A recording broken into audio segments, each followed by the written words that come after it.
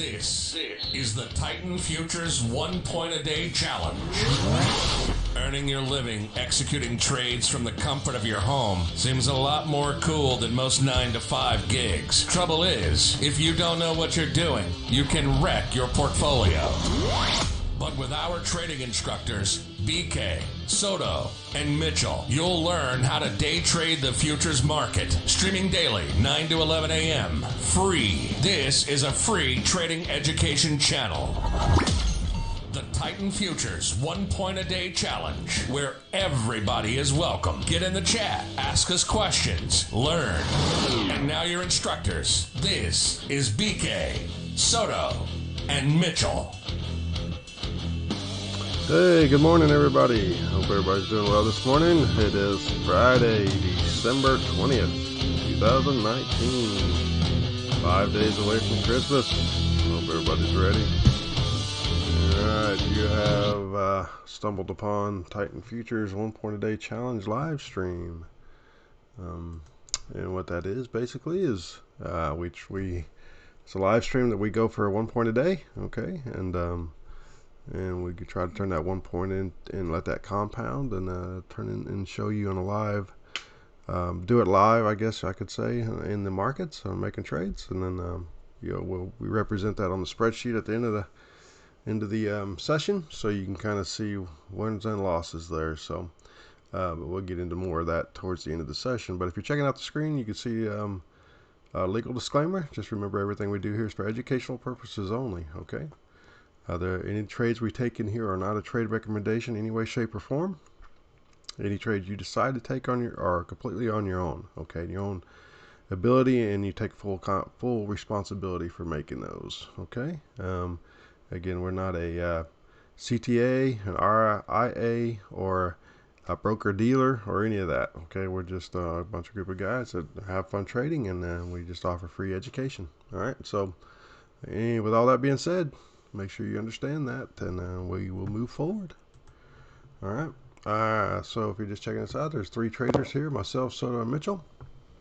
And Soto and Mitchell will bring a little bit different aspect to trading, which is good, a little different perspective. And we try to make it a room that's got all kind of educational levels here, trading levels and experience. And so we try to make it beginner friendly and as well as expert friendly. So have any questions you might have, please ask.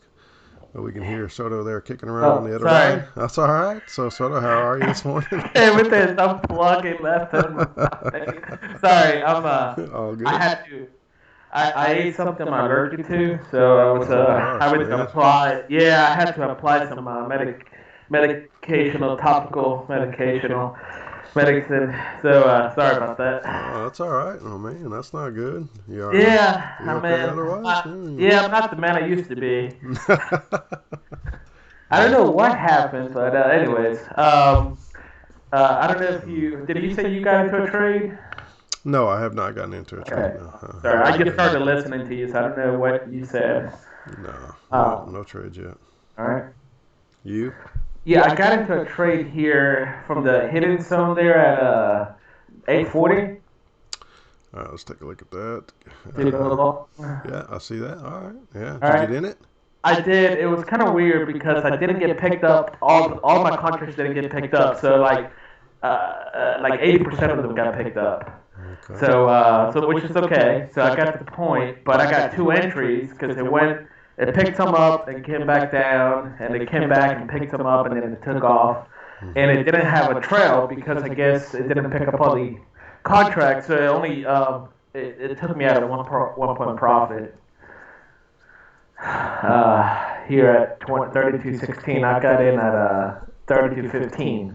Okay. So that's the point anyway. Yeah, I got the point for the channel. Awesome. But I think we got another trade here to potentially go long. It depends on how this candle closes here at the 9 o'clock candle there. Mm-hmm. We kind of have 2 hidden zones. You got the 850 and the 9 o'clock. I think so. If you go around 1575, that might be a good area to go long at. If we get a good close here. Because if you look, the reason I traded there out of the 840 is we did get a strong push out. We got a strong close out. If you look at an 850 candle, I felt good about that, and I liked our rejection wick he left. I had put my trade in, but then I had to fortunately walk away real quickly to fix the situation, and so I got into this trade here. Honestly, I probably would have. Well, I got picked up. It looks like I got picked up in the 855 candle, and then it didn't complete getting me in until the 9 o'clock candle. I don't know if I would have pulled it just because it looked heavy there. Right. But volume did stay low, and so picked up, and looks like we turn here for the best. So. All right. All right. Good start. Yeah. Let's see here. Had a late night last night watching the Democratic debate. Oh, did you? Okay. Yeah. How'd that go? Well, let me tell you something. It looks like I would now want to be a wealthy person because it looks like they're paying for everything. That's not changed. So it's just I don't think please understand. I only majored in pre-med, sports medicine, and double majored in political science with a minor in chemistry and a focus in foreign studies. But so I don't know if I'm qualified to say this, but at the end of the day, my brother majored in mathematics, so he'd probably be better at this than I will. But at the end of the day, you only have so many people to add to the pot that you can take away from the pot before there's no pot. Sure. And basic math, man. Basic math. And another thing that I really do believe in, I didn't believe it strongly before. I remember telling my dad, I'm like, Dad, when I ever run for any office, I'm just going to fund myself. I want to be self-funded. And my dad said, you could do that, but there's a process. There's something about going together. And same thing with the church. If you see a healthy church has many givers. Many people give to it. And you don't have a single donor, either monetarily or volunteer that does everything. A healthy church, you have many people put in because now you have something in the stake, you have something in the run, you have something that you care about, and now you're going to be involved in it at any level. And I think that's the same thing with a presidential race or a Senate race or anything else, is if when people donate to your campaign, they're not just saying, here's $10, here's $100, whatever. They're saying, here, I am with you, I stand with you, I'm going to work with you to make this happen. So, and I think that's when you see the success rate. People that tend to win have more donors, and that's because, they got the support. So self-funded individuals may look great on polls or ads, but at the end of the day, I don't think they're going to have the army to fight the cause. Sure. Anyways. No big deal. Nothing to talk about. But. Okay. And so you're saying you're not going to run for office anymore? No, not self-funded. No. No, not self-funded. That's why I want to be the first to ask you, my friend BK, to fund my campaign, help me for the good old fight for the 8th district of the state of Alabama. Okay. I'll help you. I'll support you. Yeah, thank you. But I'm going on the politics part, but it's just really sad to see this. Let's tax, I'm going to raise everybody's taxes except yours, right? That's pretty much what they say. Yeah, exactly. Not you're okay, but everybody else. Somehow, they never have their taxes touched right. or audited or anything like that yet, but they're gonna, and they're wealthier. They're part of the elite 1%. Yeah, they're not gonna pay the taxes, but everybody else will. That's right. All the other rich people will. Outside the loop here will pay it. Absolutely. The I don't know his name, but the mayor guy. I think it's Bloomberg. No, mayor. He was on the debate. Mayor Oh, I don't know. Some weird, I can't pronounce his name. Well, it's not weird. I just can't pronounce it. He said something interesting to Warren, not Warren Buffett, Elizabeth Warren. He said, it's funny because she was like complaining about him having a fundraiser with all these multi-billionaires and all this stuff, and champagne costing $900 a bottle. Right. He said, so you're telling me that if you go and donate to my campaign because you're a multi-millionaire, talking to Elizabeth, that would be wrong. That would be somehow unethical, and for me to be, I'm a horrible person now, or you are a horrible person. So, she's like, you're a wealthy person. I'm the poor guy here. You have 13. Your wealth is 13 times more greater than mine. So, and she couldn't really say anything because she did. So she was playing this card game, like, lower class all the way, and she's, one of the top 1%. Right. Classic. There's definitely not any lower class represented in politics anywhere. I mean, No. they've proven that over and over. People will just be smart enough. They go in with a net worth of $150,000, and then 2 years later, their net worth's in the multi-millions. Right. So none of them are. It's all. I mean, there's a lot of corruption going on there. A lot of patting on the back, and a lot of things going on. So there's not one person inside of that loop that's represents the poor. Not one person. Right. From a real life situation, they might say I represent you, I'm pulling for you, but yet everything I do for you, I'm just putting more money in my pocket. So it's just it's a bad situation, man. But I did read this morning on the something about the. It's kind of funny. I don't know if it ends up happening or not, but from the constitutional standpoint, if now Donald Trump's available to run for two more terms. Oh, that's interesting because he was technically impeached. Right. Yeah. So if the Senate does not pass it, it's in the Constitution that if the Congress impeaches him and the Senate does not uphold that, his first term is totally null and void. He's available for 2 more terms. Wow. That's in the Constitution.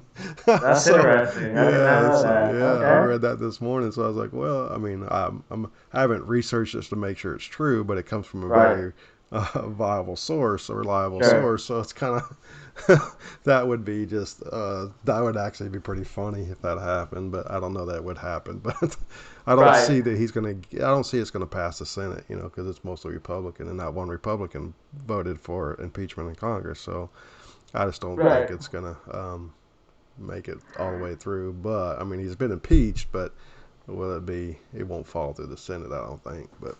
Right. But anyway, that's just funny that's the result, and it's in the. I don't think they either they already knew that and they have some other plan to do that, or that was a little minute detail they missed. That could hurt them. That's interesting. I have not heard that. You didn't look that up, yeah. I didn't look that up. Yeah, it says if he's pushed out of the, if he's voted out on impeached by Congress and it doesn't get upheld by the Senate, that is technically his first term is null and void, but yet it allows him to have 2 more terms as a president. Wow. So that could be funny. That would be. That would be kind people of. People lose it. Yeah, they would lose it, but that's all. That's constant. Everybody would say it's rigged, but it's. Well, I don't know. I haven't done enough research, so I can't talk about it yet. But what little bit I've seen, that would be. That would be pretty funny to me if it happened. But anyway. Yeah. Anyway, that's, I guess, enough about politics. yeah, we better stop. We get in trouble. Real quick here, it looks like we have a hidden zone that was broken through there at 850. So it was respected and it broke through it. And it looks like, I don't know if it's technically triggered there, but the 910 candle. But real potentially used here. Like I said, in combination with the 9 o'clock candle. I'm going to look for a long trade here at 32.15. Let me check the news. Have you checked the news yet? Yeah, we don't have any news to worry about today. Not anything that's going to make a difference. Should you be looking at 15.50, or where are you going to be looking at it? 15.75 or to go long at 15.50? Yeah, 15.5. Yeah. Okay.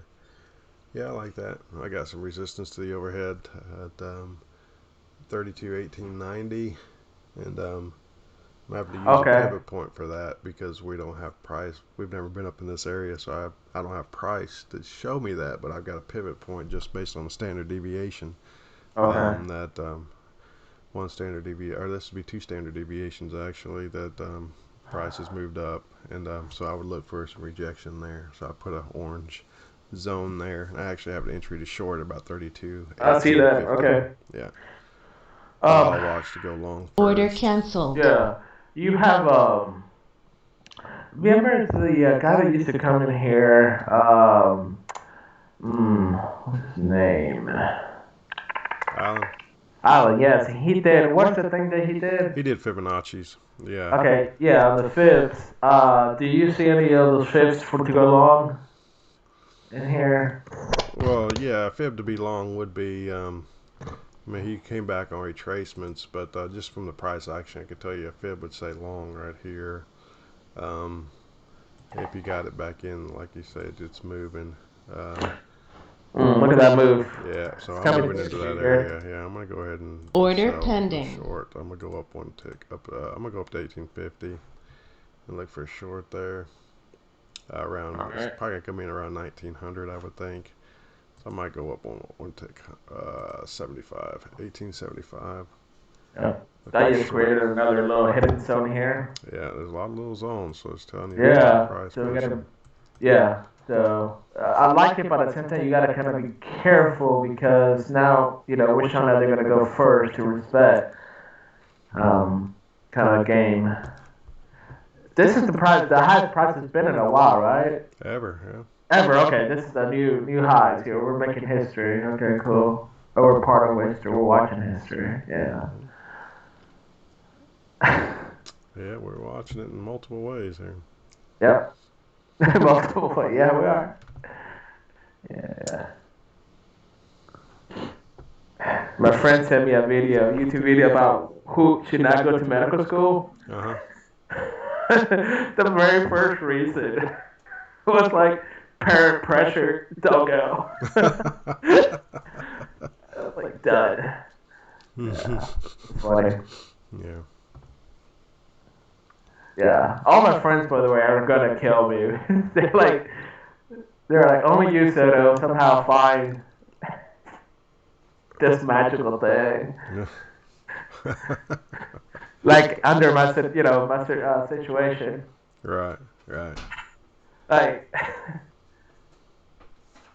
no one can play. No one can say there's no God. Absolutely not. Absolutely.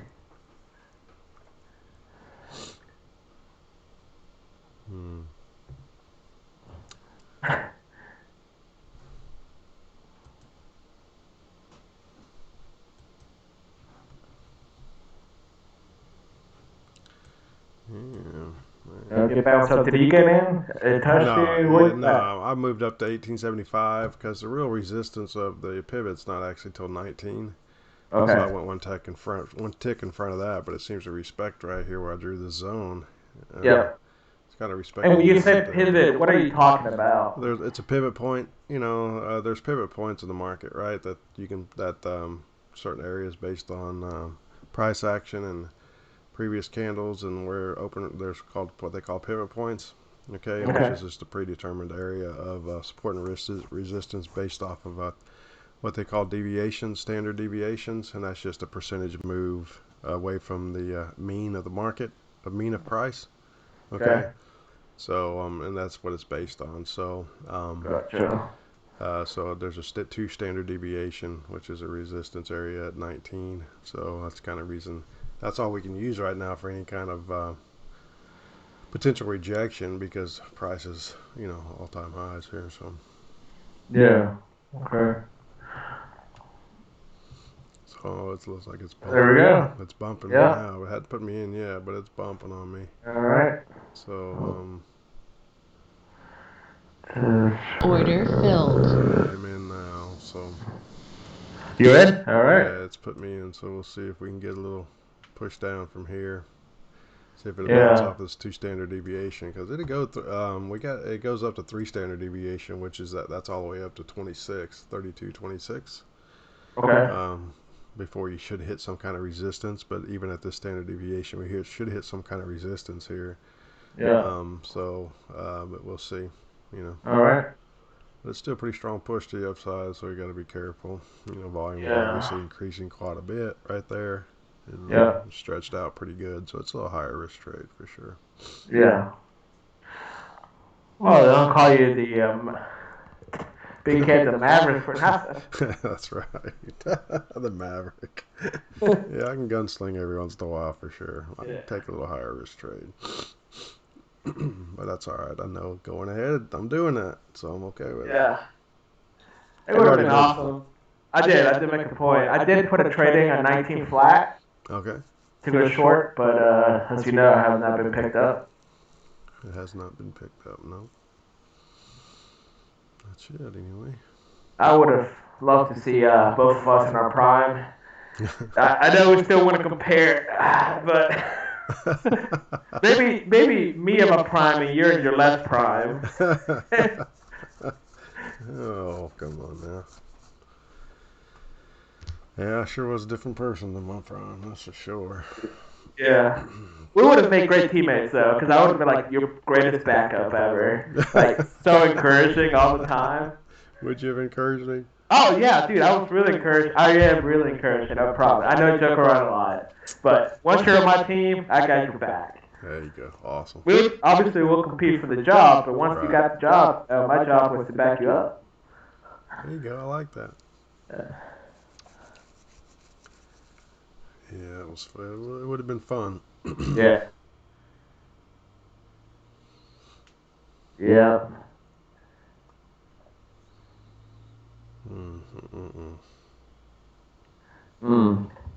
Price kind of froze here. Yeah, it's kind of looks like it's gonna go a little higher.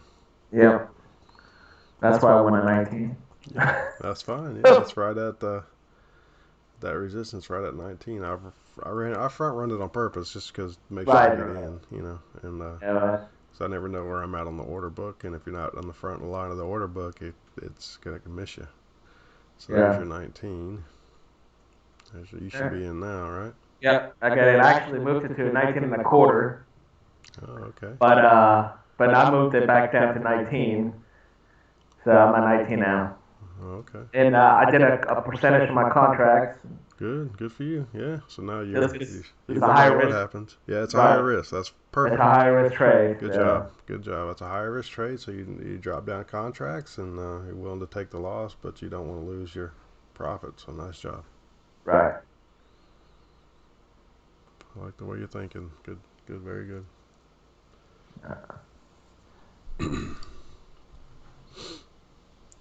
Like I said, price could definitely go quite a bit higher before it wants to come back down. So that's what made it a higher risk trade. We knew that. Yeah.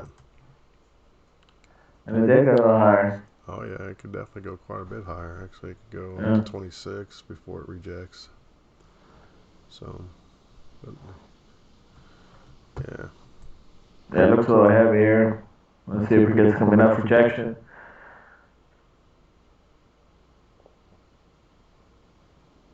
Yeah, we'll see. Either way, it works.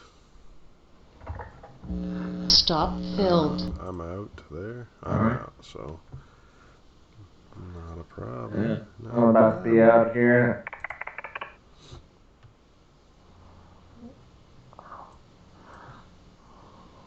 I like that zone a lot more now, the 920 or 915 candle there. Yeah, it's a good zone now for a long if it wants to come back through. Yep. Yeah, this is going to push up here. Yep, I'm out here. Let me post that as well. Yeah, it's pushing on up pretty good here, so we'll watch that. All right. Yeah, good little push up there. Yeah, but I feel like it's kind of a last push this morning. I feel like it's going to be a down day, you know, but I feel like it's pushing up just to go short. That's my feeling. Just like the overall market, I just feel like it's a push up, but it's gonna this morning pre-market. But I just feel like as the market gets going, by the end of the day, it'll be in negative. It'll be in red. I just kind of have that feeling. So we'll see. Right. Not sure, but we'll just have to react to the price here. Mhm. All right, I'm gonna post that those trades here. Sometimes when I lose, it happens like really quick, and I forget to post those. or save those like I usually save. Yeah, you do a good job posting and explaining, so keep that going. I'll post the first one there.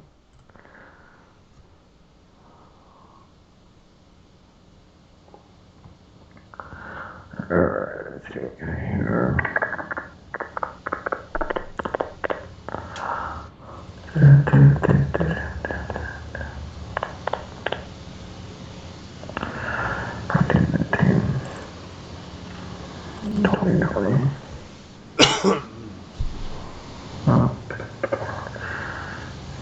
Here, 2020.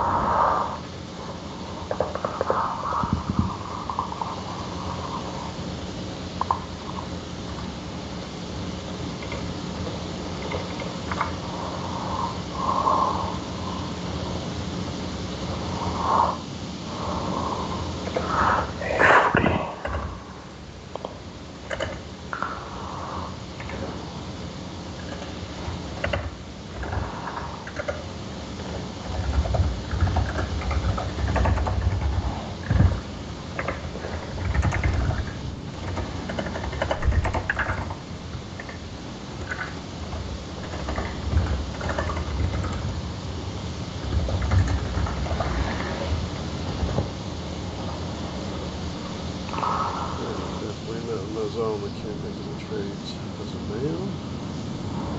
Okay, yep. I need to post that on, I need to get the Discord link up here.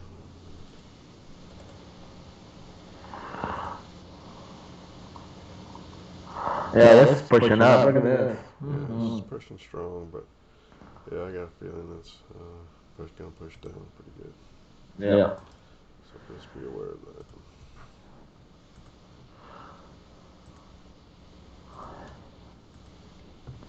Market opens in 2.5 minutes.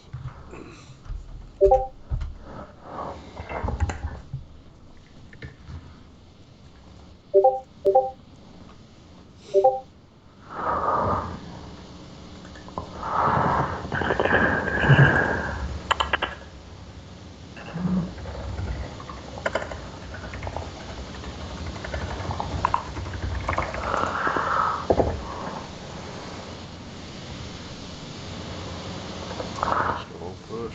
Strong push. Yeah, look at that. Look at that. Be aware of that though. That maybe pump and dump concepts here, so we gotta be careful at the open here. Yep. I feel like there's gonna be some movement. I feel like it's gonna go a little bit higher. Maybe to that third standard deviation up there top around 26, and then I think it's gonna push over. So just be aware. Yep, the old throw the man over water is what we call it. Throw the man over water? Really? Well, Yeah. What do you mean? Over water. Like you throw them over the water to the other boat. Oh, is that what? Oh, okay. Yeah. I've never heard that one. Yeah. That's what you call it?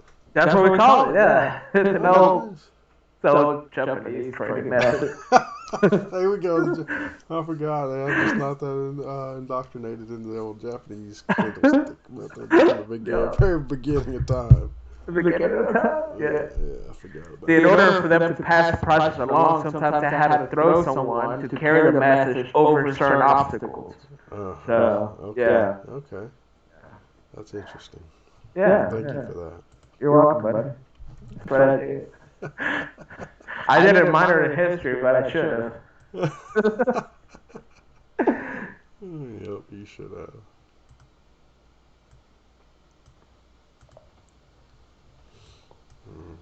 Funny.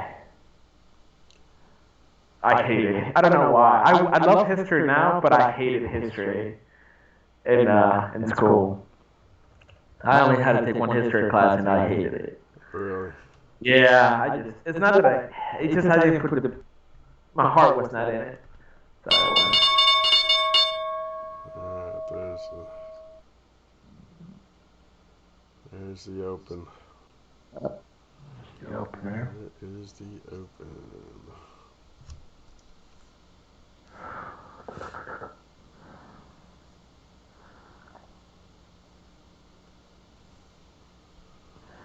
And you said you're a friend or your brother-in-law is Mike Ollick's?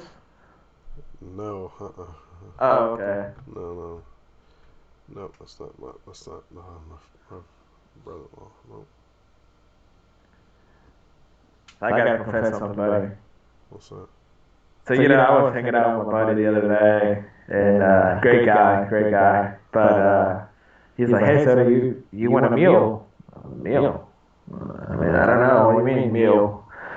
And he's like, the Russian meal. And I was like, I've never had a Russian meal. The MULE.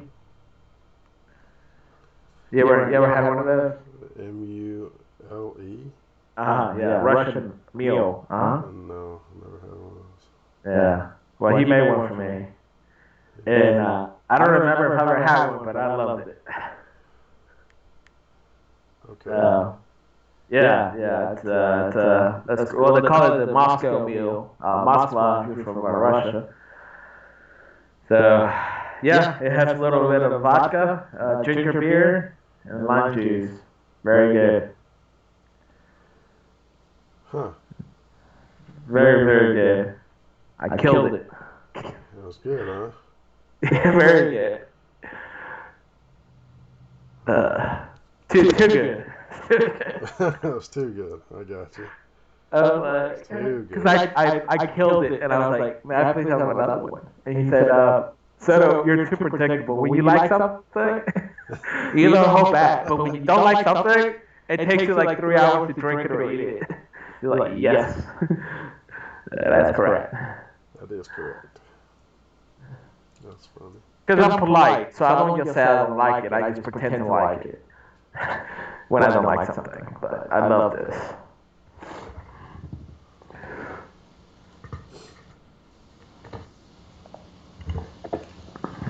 Yeah, this is not. It's good stuff here. Is it better I'm drinking one of those in the morning? I'm not. I'm just kidding. We did drink. Yeah, I am now, but we did drink one. Both of us drink one like at 11 o'clock in the morning after church. We got back, and we're gonna go downstairs to play or study this video game.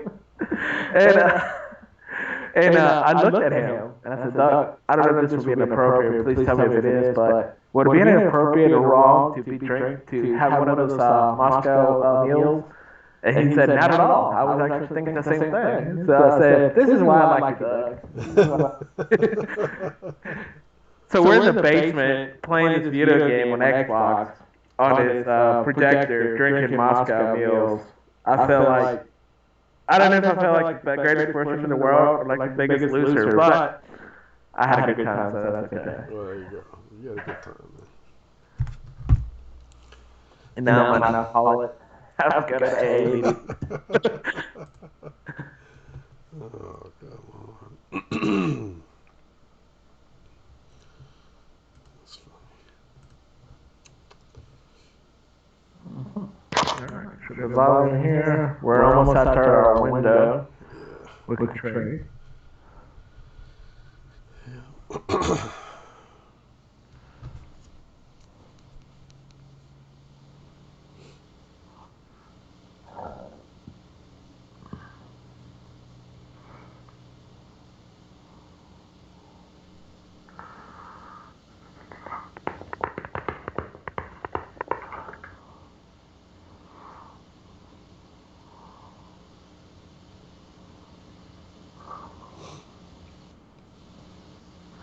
Oh, a biochemist was crowned Miss America. She went to big on stage after on stage science experiment. Okay, see, it's good. I'm glad. She's she's cute. I'm glad that we're finally being recognized for all the work we've done in the science world. That's right. Glad you're being recognized. That's very important. Who was that? Miss who? I don't know what state she's from, but she's a biochemist. Was crowned Miss America. She went big after on-stage science experiment. They've come a long way since. Oh yeah, look at her! Wow. Okay. By the way, she's very attractive. What is she state-wise? I haven't said. The show? It hasn't said yet. No. But that's really cool experiment. I mean, pretty basic, but. It's probably pretty in-depth for a beauty pageant, though. Right, yeah, that's what I'm thinking. It's probably pretty intense for it. You remember Miss South Carolina? The map? No, I don't know. Oh my watch God. that. Stop it. You serious? I'm serious. No, I don't know. Okay, here's the question. What would you say that a lot of people in the U.S. can't point to, a global map and point out the U.S. in the map? Oh. And this sort of like response. I personally believe that people such as like the Iraq and like such as like America can have a map to like such as point out like South Africa and like such as like have a map to like such as I believe personally. Like that's not far from the truth. Oh, really? Yeah. I can't believe you haven't heard that. Okay, I'm going to see you on that email real quick. All right. See me. Where's Caroline? Has Caroline joined us yet? I don't know. I don't think. Let me so. text her. I gotta text her. I guess she knows all about that or something. Oh yeah, we did stuff. Yeah. Oh, gotcha. So there's some stories to be told there, huh? Yeah, it's just. Well, it was just so funny. Like, and I felt bad. Don't get me wrong. I felt bad for the girl, but just. Anyways, it's rough. I'm texting Kirsten, what's her name? Caroline. And I'm going to show you that.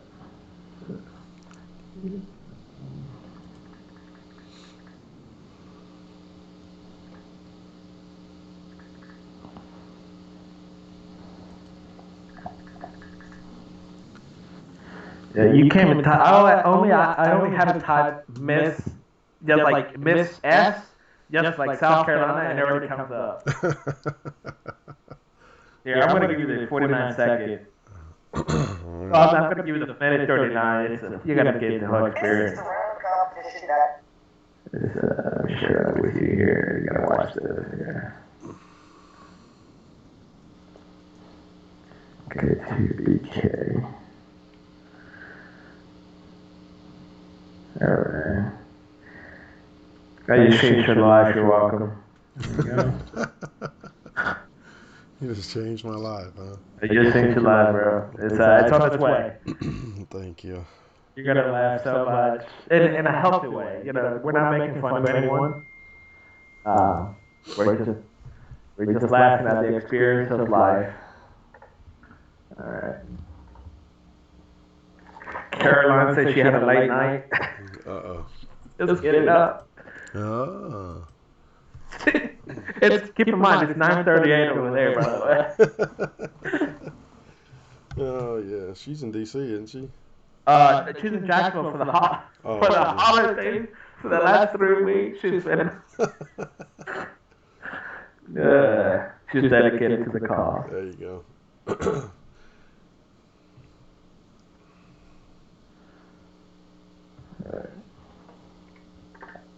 So again, just watching, we're waiting here for price to come down to my hidden zone here at 9:15. I got a little trade here to go long, depends on price action and volume, to around 16.75, 16.5 here. So we'll expect price to maybe go a little higher to 26.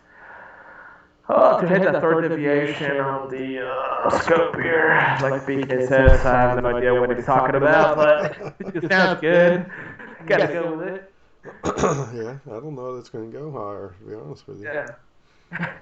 You ever been to the doctor and the doctor's just, or something where you just don't know, like he said something, you have no idea, but you just kind of pretend you go with it. Like, oh yeah, that sounds good, and then you agreed to something horrible.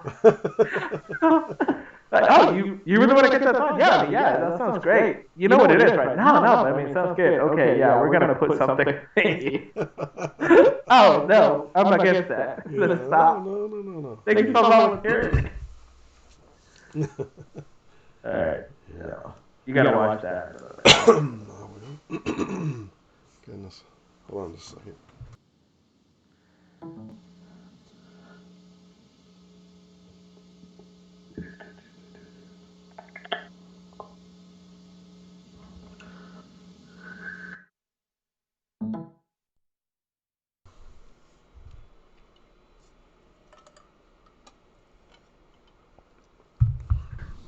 You drinking iced tea?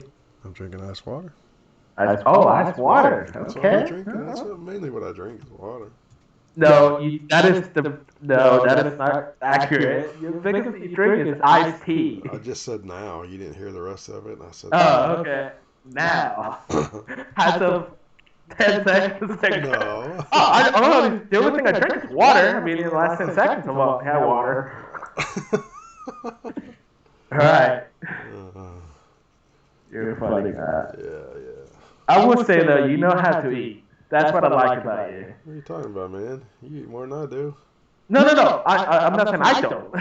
I just say I like you. I learned how to eat from you, mate. I mean, that could be the argument really here. Is Oh, well, thank to you. learn how to eat from you and making some creative combinations of foods. Oh, well, we do make some comments. Yes, we did. Well, you ever hang out with that guy or that girl, those people that, like, food is not a priority in their life, like, not even in the top 20? Yes, I have, yeah. It is just, like, not a fun experience. Because don't get me wrong, like, I enjoy doing other things, but part of the journey is to eat some good food. Like, hey, for example, we're at, whatever state or city, we're in Miami, okay? Oh, we're down in Miami. Okay, cool. Yeah, we're going to go to the beach, play some volleyball, check out some local scenery, go to South Beach later, hit the club. But you know what's also going to be good? Is to go to a local restaurant and experience some good food from down here. But that's not a priority to them, like at all. Like, oh no, we just stopped by McDonald's. We're South Beach. We ain't going to McDonald's.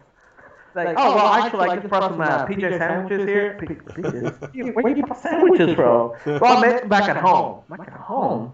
What, are we in a budget? No, we're not going to eat PJ sandwiches. Yeah. Those people are not fun. Great people, not fun. Yeah. I like to eat, but I admit, I mean, I don't mind going to locals, but I'm not one of those guys that go to a new area and search out the local restaurant. I don't mind going to one, but I'm not that guy that's going to say, okay, let's not eat what we know we like. Let's go find a local place and try the local cuisine. I'm not the guy that spearheads that, initiative. Right. But I don't mind doing it. But yeah, I like to eat. That's for sure. Yeah. Well, I was thinking I've been to South Beach quite a bit. So I know what I like down there, right? So that's kind of what I was thinking. But last time Steven and I were down there, like, I wanted to stay, but we had to, it was very far away. Like, we had to, do many obstacles to get there. And I looked at Steven and I said, with my little heart that I have, like my little eyes, and I say, hey, buddy, we don't have to go to this at all. We can do whatever you want. He's like, Seto, we have to do this. I'm like, okay. This is why we're best friends. But we went out of our way to get this drink that I really like, but they only sell it at one spot in the whole Miami-Dade area. But we got it. We got it. Okay. We got it. Well, you got it. That's important. You got it. Well, it's because I was my best friend. Yeah, he was looking after you. Yeah. Yeah, that's good. Steven, you know how I know Steven loves me? How's that? Because he puts up with me. Yeah, that's probably true. Yeah, that's probably good. could agree with that. All right, morning, LJ. Good morning, LJ. LJ's in the house. Yeah, good morning, LJ. Any trades, LJ? I got 2. I'm 1 for 1 today. Got the first one. What did I say? 1 for 1. I am 2 for 2. No, 2 for 1. What is it? 1 for 2. 1 for 2.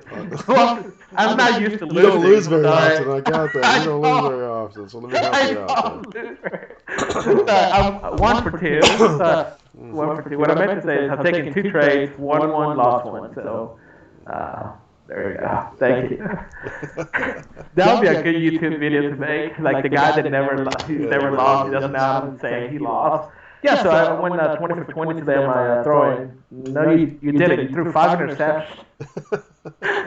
And you made only 1 completion the whole game. Oh, okay. Well, we won, right? No, we did not win. Okay, no trades yet. Cool, okay. Yeah, I took one a little earlier today, right at the beginning here when we got started at the 855 candle using the 840 candle has a demand zone. I had a trade right at the very top there at 32.15 to go long. I got picked up and exit all my positions at one point profit at 32.16, and then I entered a different trade to go. Yep, higher risk frame to new up out. Not using our typical method, and so I took a trade to go short at 32.19, ended up losing and exited at 32.20 there. Now we're doing the Christmas tree movement here. As you can see, the BK called out pretty good. BK projected we're going to go up in price, but for the whole day we're going to go down. And so we're creating that little move down here. So we might have a potential short here using the 940 candle. That's a hidden zone. Got to keep eye on that. Let me draw that out here. So BK thought price was going to go up to potentially the highs around 26, so we're a little shy of that. That's using something a little different that we haven't really talked about in the past, so I won't go too much into it, but it seems to be working out. So we were just a little bit of... There's 3 areas that he expected the price to bounce off, to reject from, and we were just in the first one that it didn't reject, just not enough to get the point. So then it ate us up a little bit. So yeah, so I'm looking for a trade to the long side back. I think we're getting a little bit of a bounce here because this is actually the area where we took the trade short. So if somewhere a standard deviation there, so it might actually gain some support here and bounce to the upside, but I'm actually waiting for the price to get a little bit deeper into our zone there to the long side to kind of go sideways for a little bit. I think we're going to bounce it back and forth a little bit, and then I think by the end of the day, though, we finish lower, but how we get there, I don't know. But that's just my feeling, and not to say we're going to do that. I just feel we might do that. So we'll see. So just be patient, we'll see what we get out of it here. It is showing some rejection right here. Is Mitchell ready to come in? Yeah, let me go ahead and bring Mitchell in here. Yeah, Mitchell's ready.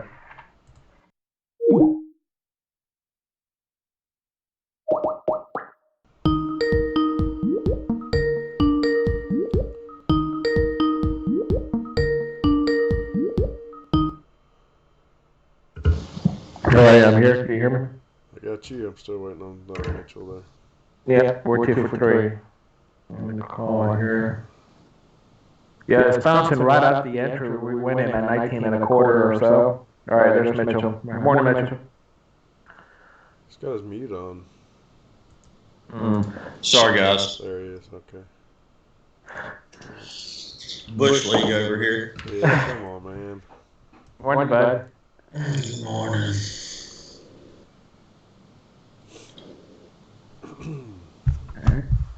For the first time, I kind of wish we were video chatting so y'all could see the sweater I'm wearing. Stop it. You got a Christmas sweater on? It is great.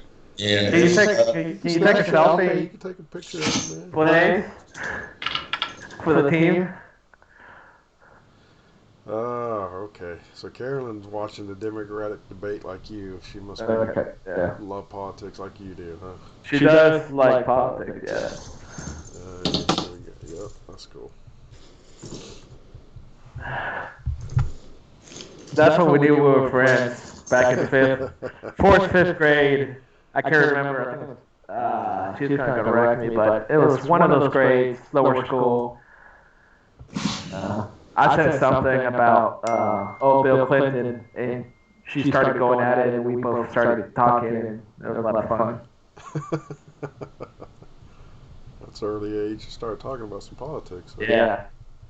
Yeah, man. That's how we roll, bro. That's how you roll. I hear you. Dude. Okay, I got a picture here. Hold on a second.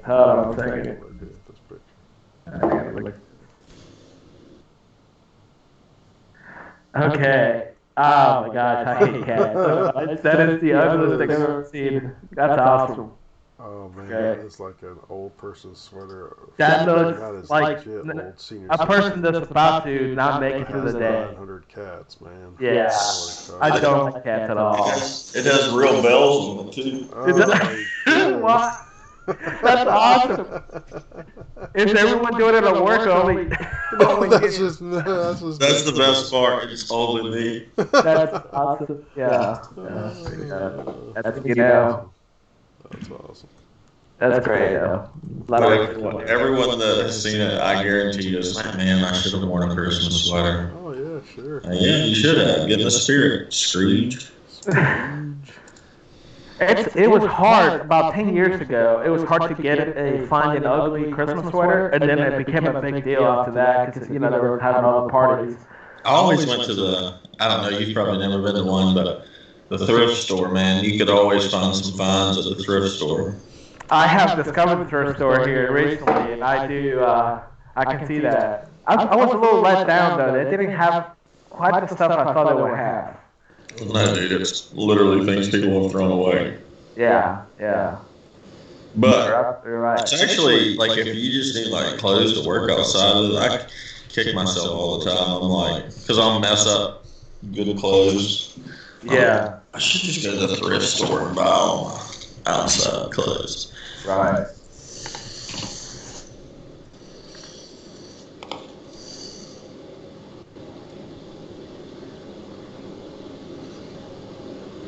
That's cool. Yeah. Is it chilly down your way? Not as bad as it was yesterday. I think it's probably the 30s right now, 38. It's probably going to be the 40s, and then I think it's going to get to the 50s today. It's only like 35, 36 here. Okay.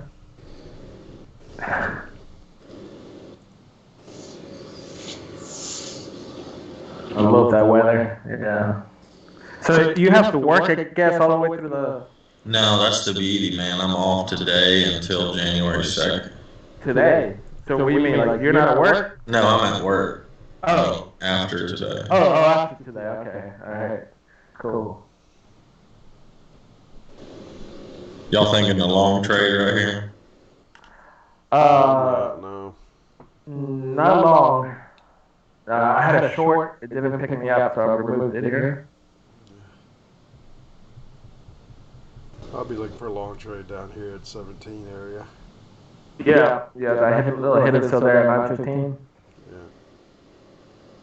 I'll watch that, and I'll look to go short again if we get up into the 23 and a quarter, somewhere around there. I'll look to short that, but if volume stays low, but we'll see what it's going to do. I don't know if this is going to be the high for the day or if it's going to push a little bit higher. We'll see. Or if it has to, because I mean, like I said, I just got a feeling it's going to finish down for the day, but when it starts that big move, I don't know. If it does, it might not, obviously, but I just kind of have that feeling it will. We'll see. So how do you think trading will be next week? Pretty slow? No, I think it'll be fine. First Monday, it'll be fine Monday, Tuesday. I mean, even though Wednesday is Christmas, it'll be fine. But just volume will be thin, yeah. But after come Thursday, Friday, it'll be fine. But just You know, it's going to be light. I mean, there'll be trading, but it'll be light.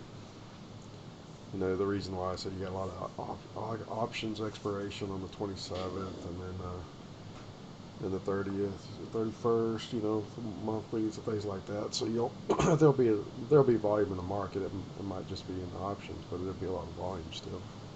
Right. So I'd be very picky next week for sure.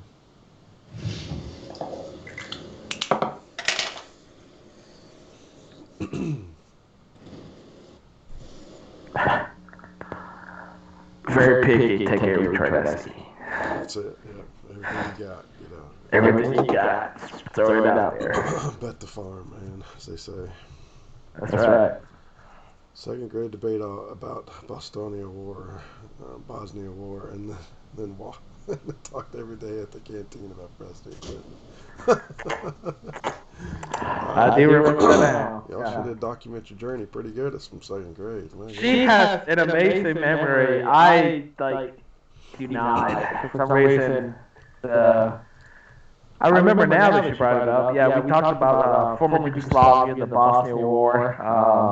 At second grade. My goodness. In second grade, I did have a passion for for freedom. I'm sorry. Yeah. Let me apologize, I guess. Apologize for that. Come on, man. Because I care about people's lives. Right? My childhood was freedom. Nickname was Freedom. Just kidding. My biggest thing was, like, no matter who I supported, if you came out, like, you could support the same person I did, but if you came out, like, really weird and supported the same guy I did, but saying things that didn't make sense, I wanted to go against you so bad. Yeah. Were you on the debate team in high school? I was on the debate team in middle and higher. Yeah, upper school. Yeah. I'm sure Caroline was too, probably, wasn't she? She did it, I think, only 2 years. If I'm not mistaken. So her schedule was pretty busy. She took a lot of AP classes. I think slightly more than I did.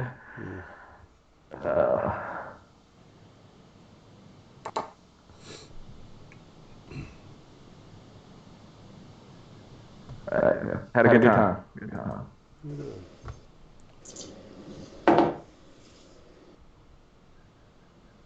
I was talking to my little nephew about the Iraq War, and I realized he's only 2 years old, so we have to wait a couple years. Yeah, you probably need to wait a couple more years, man. Come on. Try the strategy. Yeah.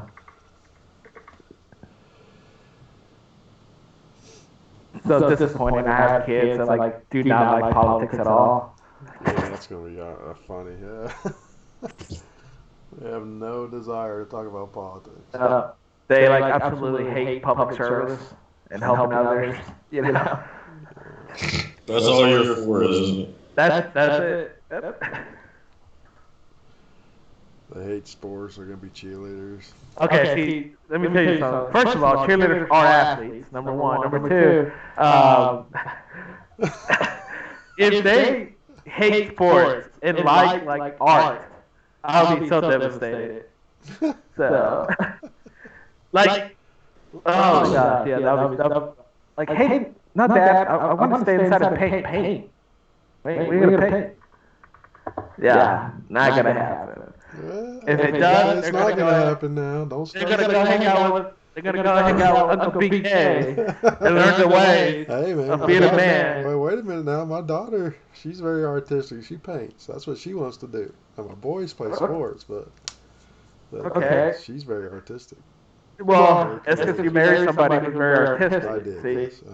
So you had that risk of percentage-wise, which is not a risk. I mean, that doesn't count. So you're telling me you just need to be very choosy who you marry and make sure they don't like any kind of artist, no creative ability. You want they're just diehard sports people or I almost dated a girl that was like 6'2". She was African American, athletic, but She said no, but had she said yes, That's it would have an been obvious over, thing. guys. She denied you from the get-go,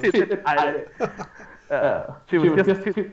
Apparently, I was not tall enough for her, but Yeah, 6'2". I don't imagine you're quite tall Yeah. enough, yeah. she was a beast. Yeah, she was awesome. So I told her, look at our potential with our kids. With my looks and your athleticism, it's over. It's over with. Oh, yeah. Yeah. He's going straight sideways here. Yep. The last 15 minutes.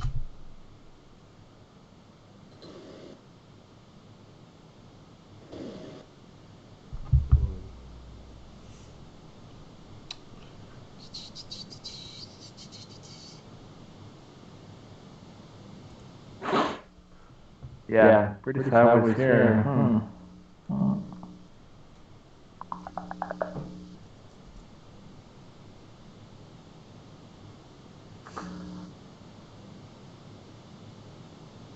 BK, fifth tool of your trade is order flow volume profile. How do we use on our trading? You got a question there from LJ, BK? Yeah. So, order flows is basically the volumetric charts that you have on NinjaTrader. You can use that. We'll get in more depth. We won't get into depth on that this morning because there's a lot about that. So I do need to make a video on that. I've been saying I'll do that for a while, and I need to do that. But as far as volume profile, yeah, you can draw that if you have the suite there. It's called order flow volume profile. So you see on my chart, I'll click that. What you can do is just basically take a high and a low, right? And it's going to give you an order flow based on this time frame from this 5 minute, this candle to this candle. Okay, so if you see on my chart, you can see where the majority of the volume traded this morning so far, even though candles aren't here, the most volume came in up here at 23.25, right? So that's why I actually said I'd be going short if price got back up into that. Okay, so that's where the most volume's traded this morning. A lot of sellers right there is what that means, since we had rejection right there. Okay, so we had buyers and sellers, but it came out more sellers than buyers right there. So, but the volume profile, if you're looking at my chart, the volume. All right, let me see if you can see. You guys can see my chart. Yeah, okay. Yeah, looking at the chart. All right, so the volume profile right now, you'll see the orange line. That's the VPOC. Okay, what they call the volume point of control.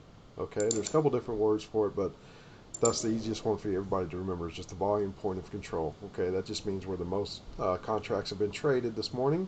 In this little section, little time frame I got chosen out of this big move up here. I just decided to go at the low here at the bottom of this 735 candle to the high right here of the 935 candle. So this big move up, okay, the most volume was traded up here at the top where this orange line's at. Okay, and then we've had rejection out of there. So that tells me that there's sellers up there pushing. Okay.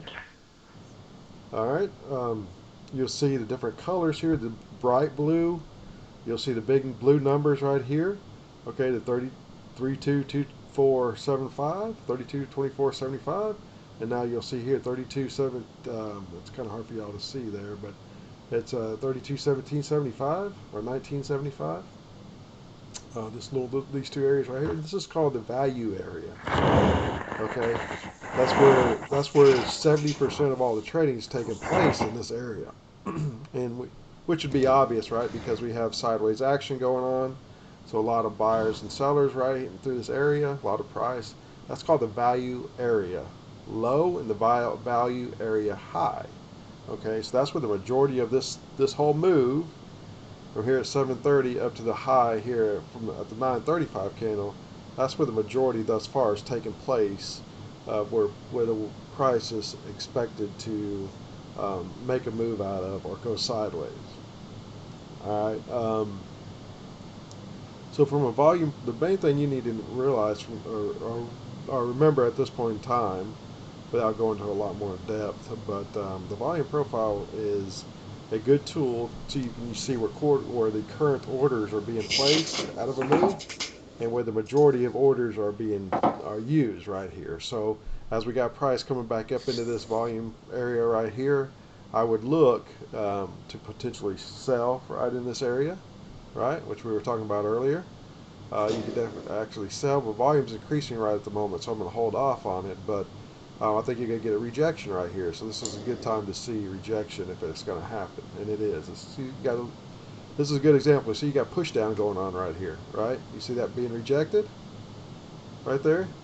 So that means there's a lot of sellers still right there saying no, price is not going to go any higher. So the buyers obviously trying to push up through that. So we'll see if buyers want to take over control here, or if sellers want to take control. So right now, sellers are in control in this area. Doesn't mean that they're going to stay in control, but as of this point in time, they are in control in this area. So let's move this out a little bit more. So now we can see as we get to current price, volume profile is now changed to down here at the bottom. Okay. So it's a very fluid tool, basically, you got to use if you're going to use it on the current candle, on the current day's candle. The best way to actually use it is on the previous day's price action, and then you can see where VPOX's things are sitting in the previous prior day's action. Excuse me, I'm having a hard time talking. So the best thing for me to do would be to just make a video on that as well, but the best way to actually use I'd like to know your settings too that you're using, because I have volume profile on mine, but I don't think my settings are the same as yours. I don't have all those bars and all that going on. Oh yeah, so that's my setting. So I will like I said, I'll make a video of that and get that out. So everybody can kind of understand it if they want to use that in there. But you would expect price action around this, anywhere you see this VPOC, okay, this yellow line, you're going to expect price action to go up and down, either reject from that or take off from that area, okay? And the thing about this here, you can use this as little as much as you want, okay? I can make it just this little swing move here from this high to this low. I can do it there. Watch right there, and it's going to show me what the where all the volume has been traded in this little swing right here from this high.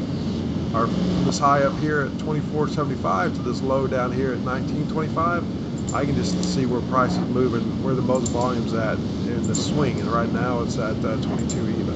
Okay, that's where the VPOC is at. So to me, this might show it might bounce a little bit out of here and go a little bit higher at this point in time, but I don't know yet. You know, it's just one of those things. But volume profile is a good tool to use, and but it's actually probably better to use on a higher time frame and let that be like previous day time frame, and let that transpose into your current day, and then you kind of use that as price gets up into that VPOC from a previous day. You're going to get rejection out of that. So it's always a good opportunity to take a trade out of that rejection area. So that's just something I haven't been doing a lot on, because if you don't have a lifetime license, you can't use it. It's part of the order flow suite, they call it. So if you don't have a lifetime license in NinjaTrader, you really can't use that. So I haven't been leaving it on there for people that don't have that. But I'll make a video on that, just in case you do have it.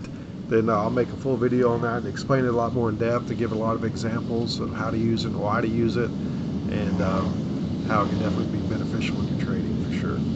Okay, so we'll do that and post that to the channel, and I'll be sure to let everybody know when I've posted that. Thank you. Thanks, BK.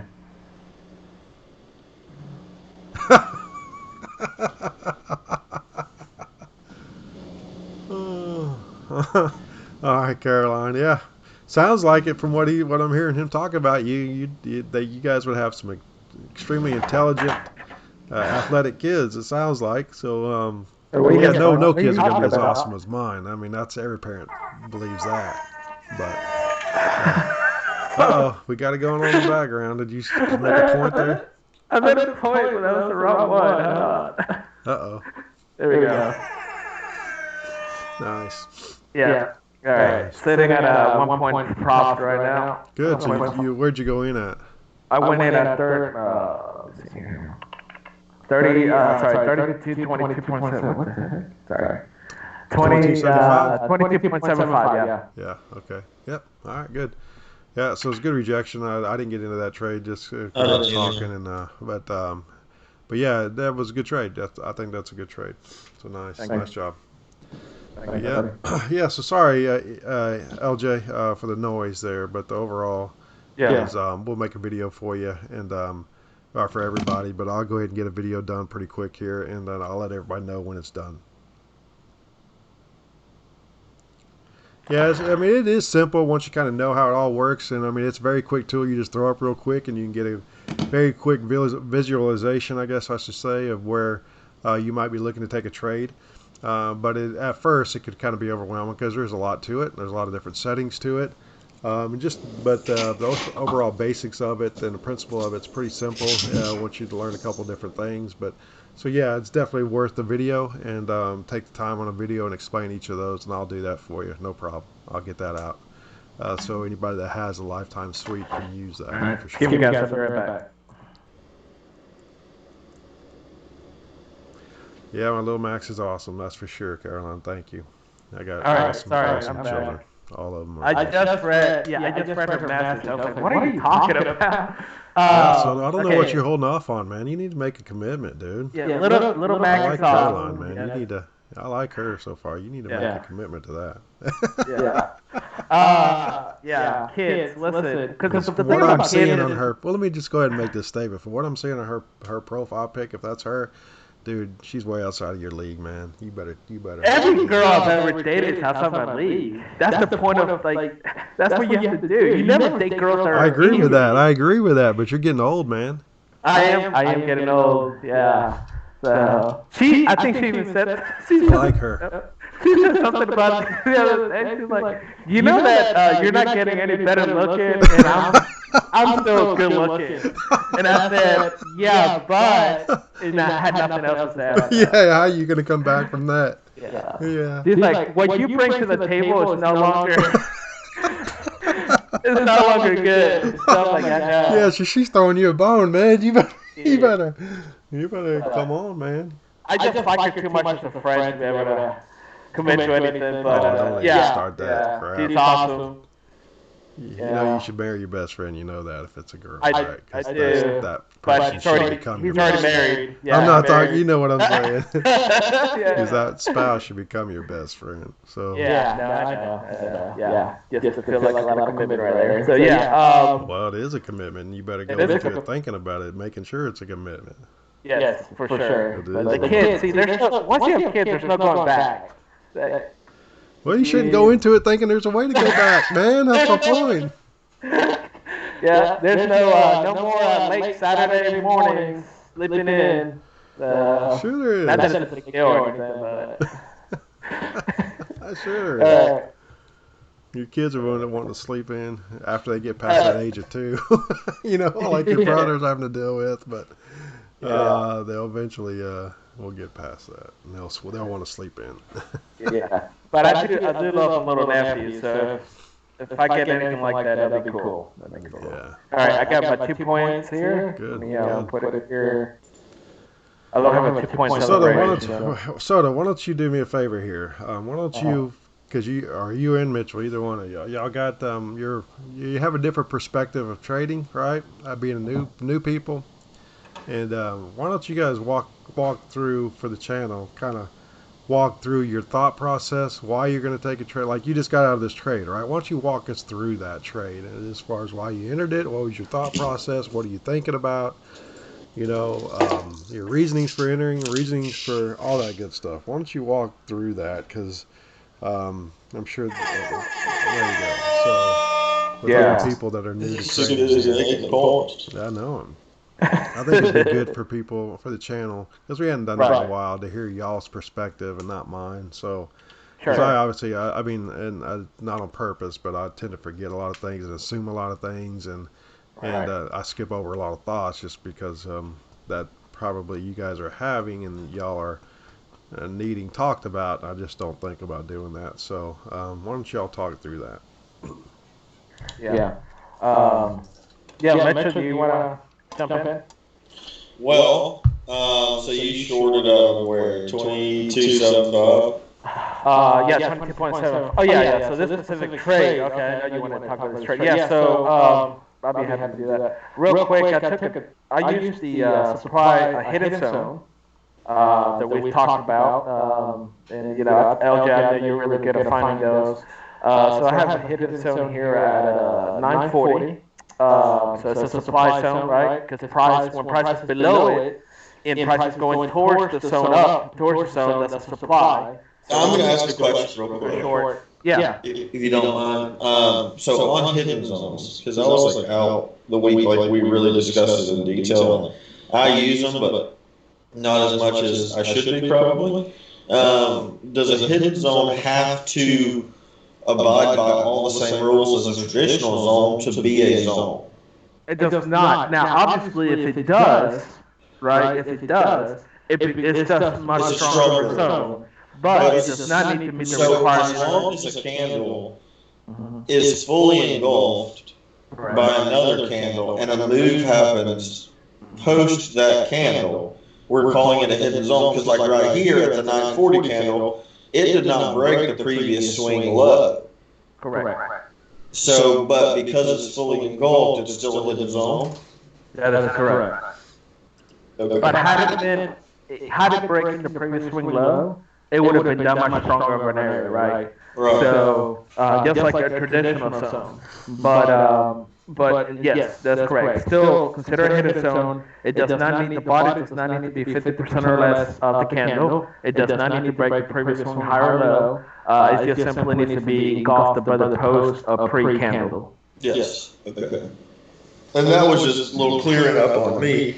I mean, I like when there's a traditional zone and a hidden zone within it. Like, I mean, then I kind of like all my answers are cleared up and I'll trade out of it. But in this situation, I probably wouldn't have taken that trade that you took because I would have been more concerned that price could run up to the high there and hit that resistance and come down.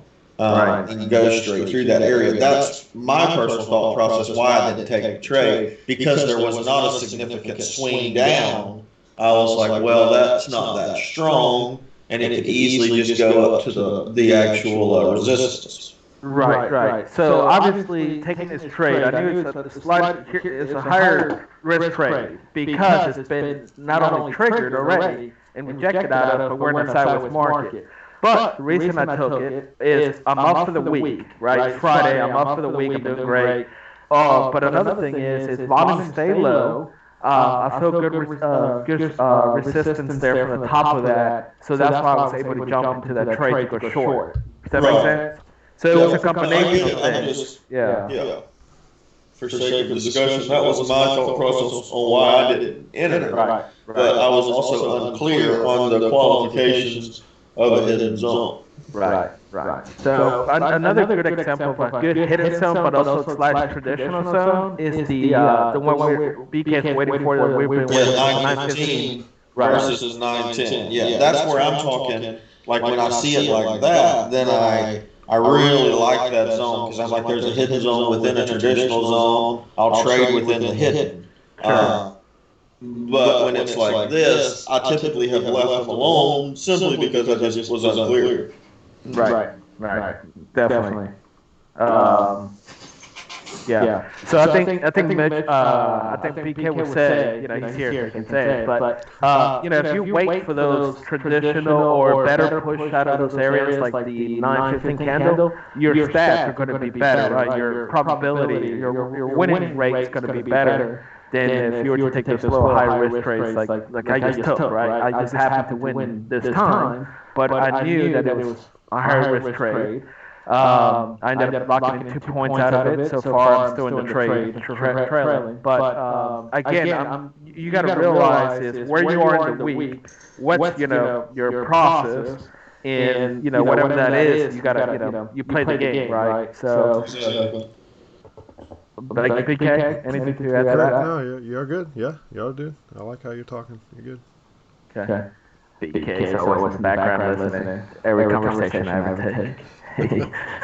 He's always like, good, no good. So that being said, so again, so that's why I took that trade, right? But if you see here, like BK pointed out earlier, we're in the sideways market, right? So now BK likes to trade out of the extremes on the sideways market, which is probably really wise. But anyways, that's how we approach a trade. So finding the zone, a hidden zone, or traditional zone, waiting for price action to line up, right? Volume.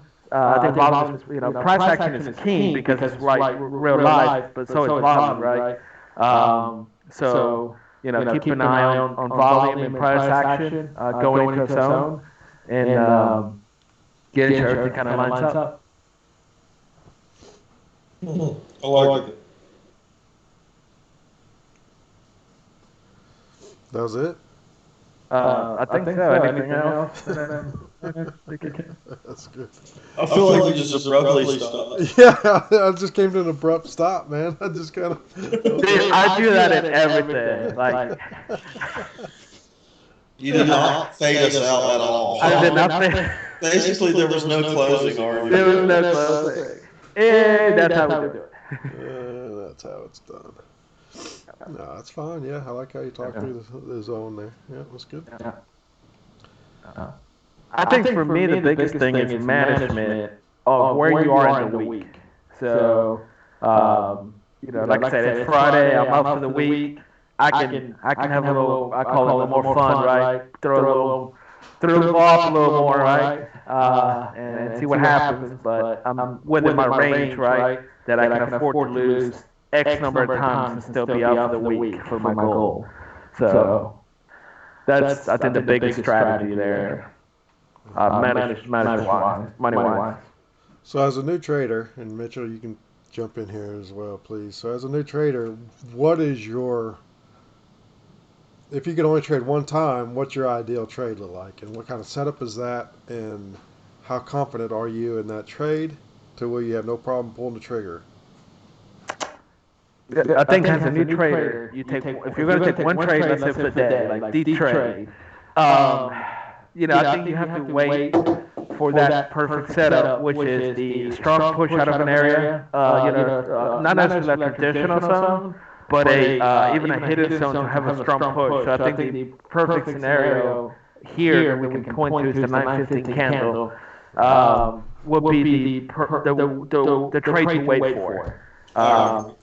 So, and if that lines up, so price action coming back into it, lining up with volume to take a trade. In this case, that zone became now it's a demand zone to go long. You will take a trade there, and then you base your trade in that area. It's not very wide, but based on previous open closes, you look at.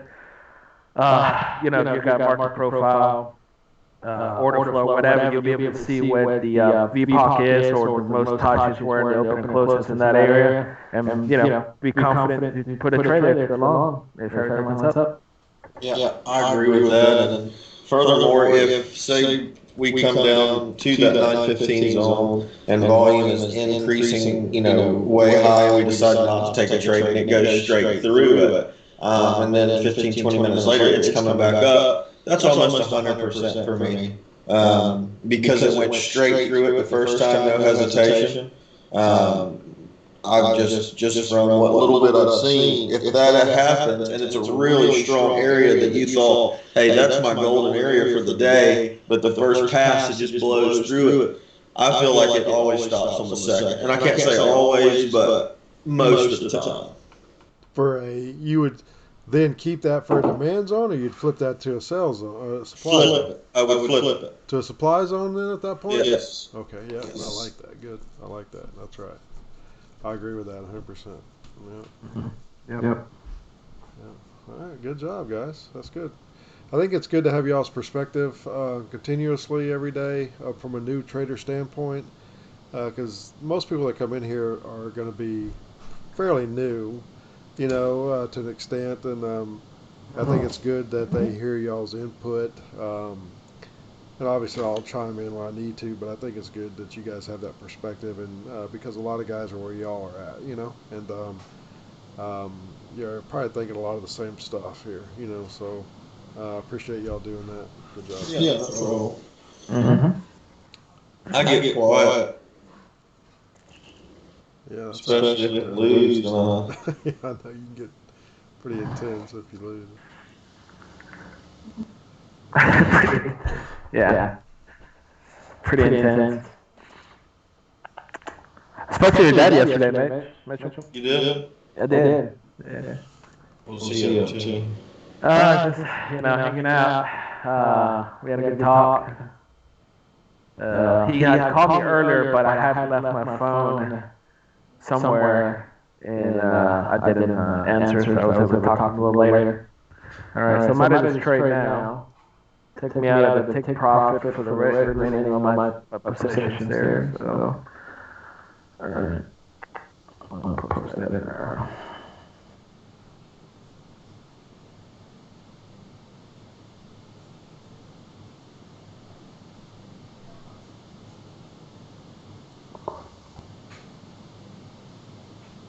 Mm-hmm.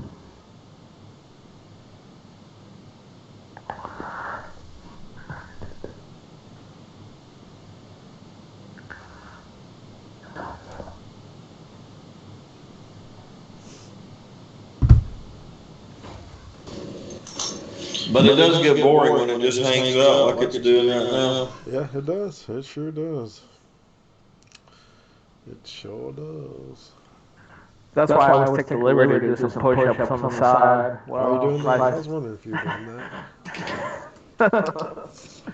I know that in squats, you tend to pull those out at the I can do squats. I can do squats. Yes, you can. I can do squats. Especially when you're Mitchell.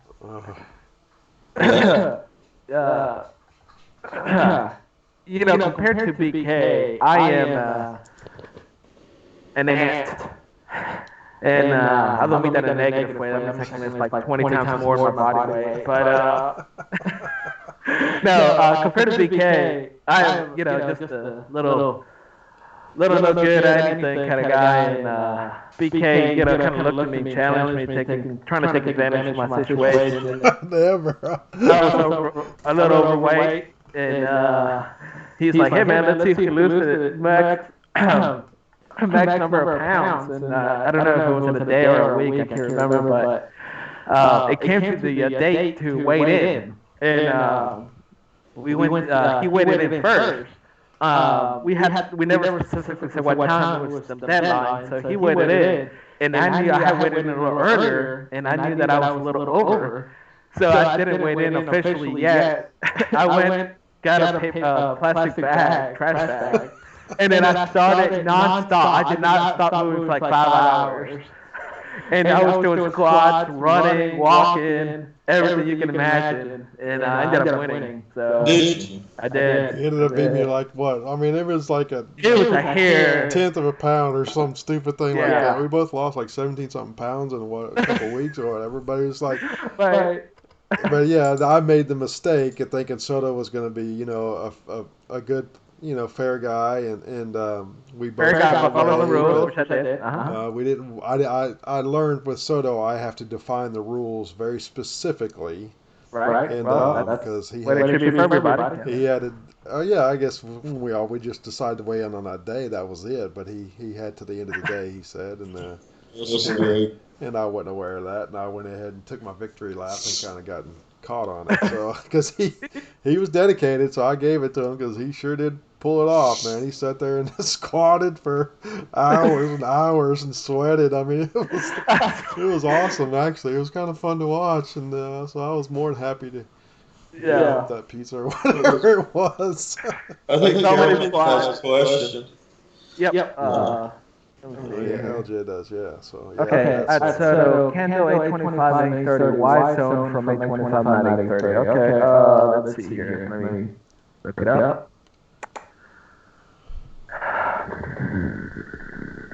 See, in that scenario, I don't know what it looks like on the ES, but I would probably just draw my zone from the top of 830 and to the bottom of 825. and encompass that whole area right there, because 820 Candle 825. 820 is like hidden zone, and it would encompass 830. So you would get all three of that area under one zone, and then pick my spot, and it would probably be one tick outside the 825.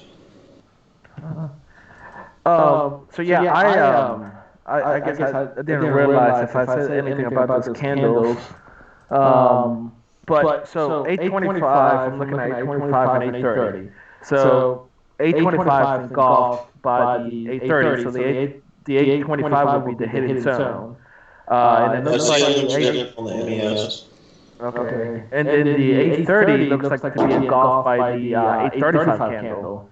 So the 830 would also work. So BK, something BK always says is anytime we can reduce our size of our trade zone, right, to give us a more, I don't know if the word is accurate, but a more defined, stronger area to trade out of, that's what we want to do. So anytime we can reduce it by any number of ticks, to a more precise area, is what we want to do. So there's two areas there that you could use. Obviously, you want to try to always pick the smaller one because that's going to give you, I think, a stronger possible rejection. Would that be accurate, DK? Yeah, that's 100% correct. Like you're saying, but with the mentality to know that, okay, in this particular situation, the 830 candle is going to show some rejection. You could probably front run the 825 candle. 825, yeah. See, you just have to know that ahead of time. Yeah. So yeah, you're doing a good job explaining it, though. Yeah. Yeah. Thank you. So that's and again, I have those. I actually didn't have the zone. I actually ended up using the 840 candle, but I actually don't. I haven't traded out of that. I don't think so. Let me see here. Okay, yeah, I did. There we go. Yeah. Sorry. All my stuff is kind of pushed together here.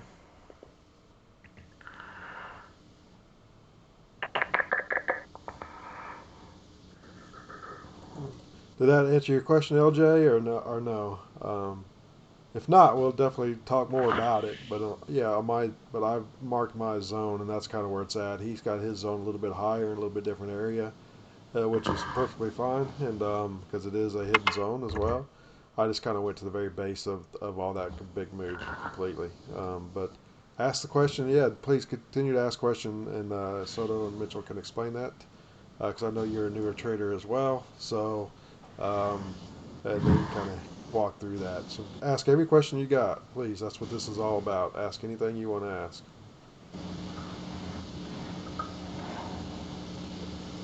So we're getting a push back up into this area, so we might be pushing out of this zone a little bit. We'll see.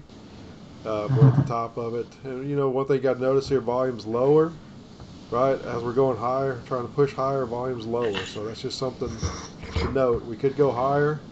Like I said, the standard deviation for the third standard deviation is actually up here at 26. So we could push that at a lower volume, and that would just kind of confirm a move to the downside. On a bigger picture, but we'll have to wait and see if that wants to take place. And I will trade that, quite honestly. If price wants to get up into that 26 area right there, I will trade that to a short side because the volume's dead, especially if we're not increasing in volume. Okay, it's a little bit of a different situation since these are new highs here. It's a little different situation, but I would like to trade that. It's a higher risk trade, but I would definitely look to trade that. But we'll watch this and see if it wants to push through here. It might and it might not, so we'll just have to wait and see. This could be the high, or we could go a little bit higher. We'll see.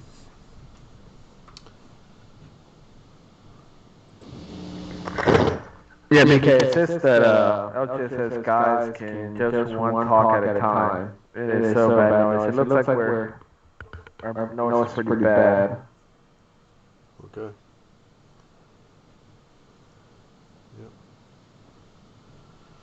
All right. Well, LJ, let me say it again. And if you got anything else, any other questions, please ask or note them on the thing, and then Mitchell or Soto they'll take turns and they'll answer the questions for you. Okay. Sorry about the noise, guys. I'm not sure why it's got such bad noise, but sorry about that.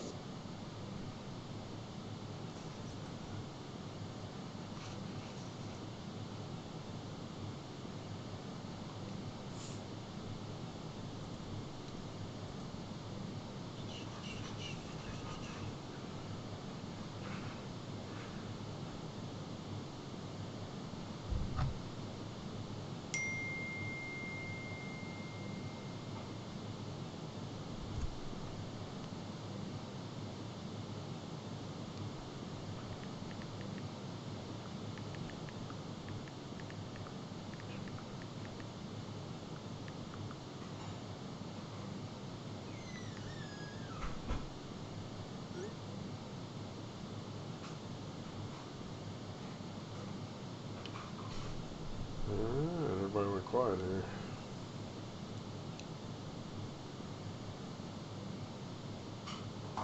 All right. Yeah, LJ, let us know if you heard what I was able to say, and if you want me or BK to repeat it, let us know.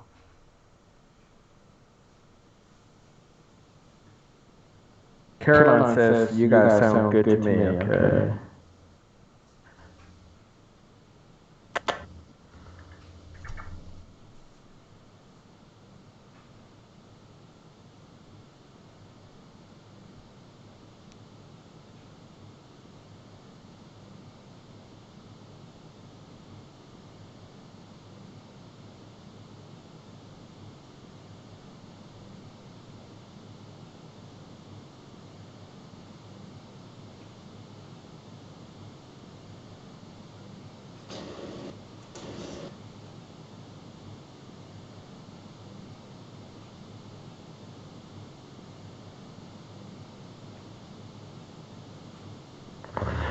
Okay, I think BK, can you I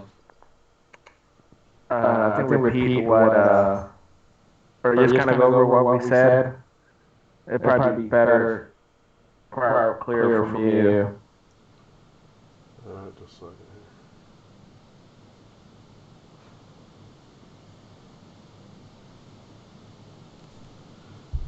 here. Let me see here what pull up the chat here. Yes, please. Okay. Okay. Yeah, I'll just kind of repeat what Soto said, so that you'll probably hear me a little more clearly. So well, let's go back to this real quick here. This 925 right here. I mean, this 825 candle and the 830 candle. Okay, that was kind of your question, LJ.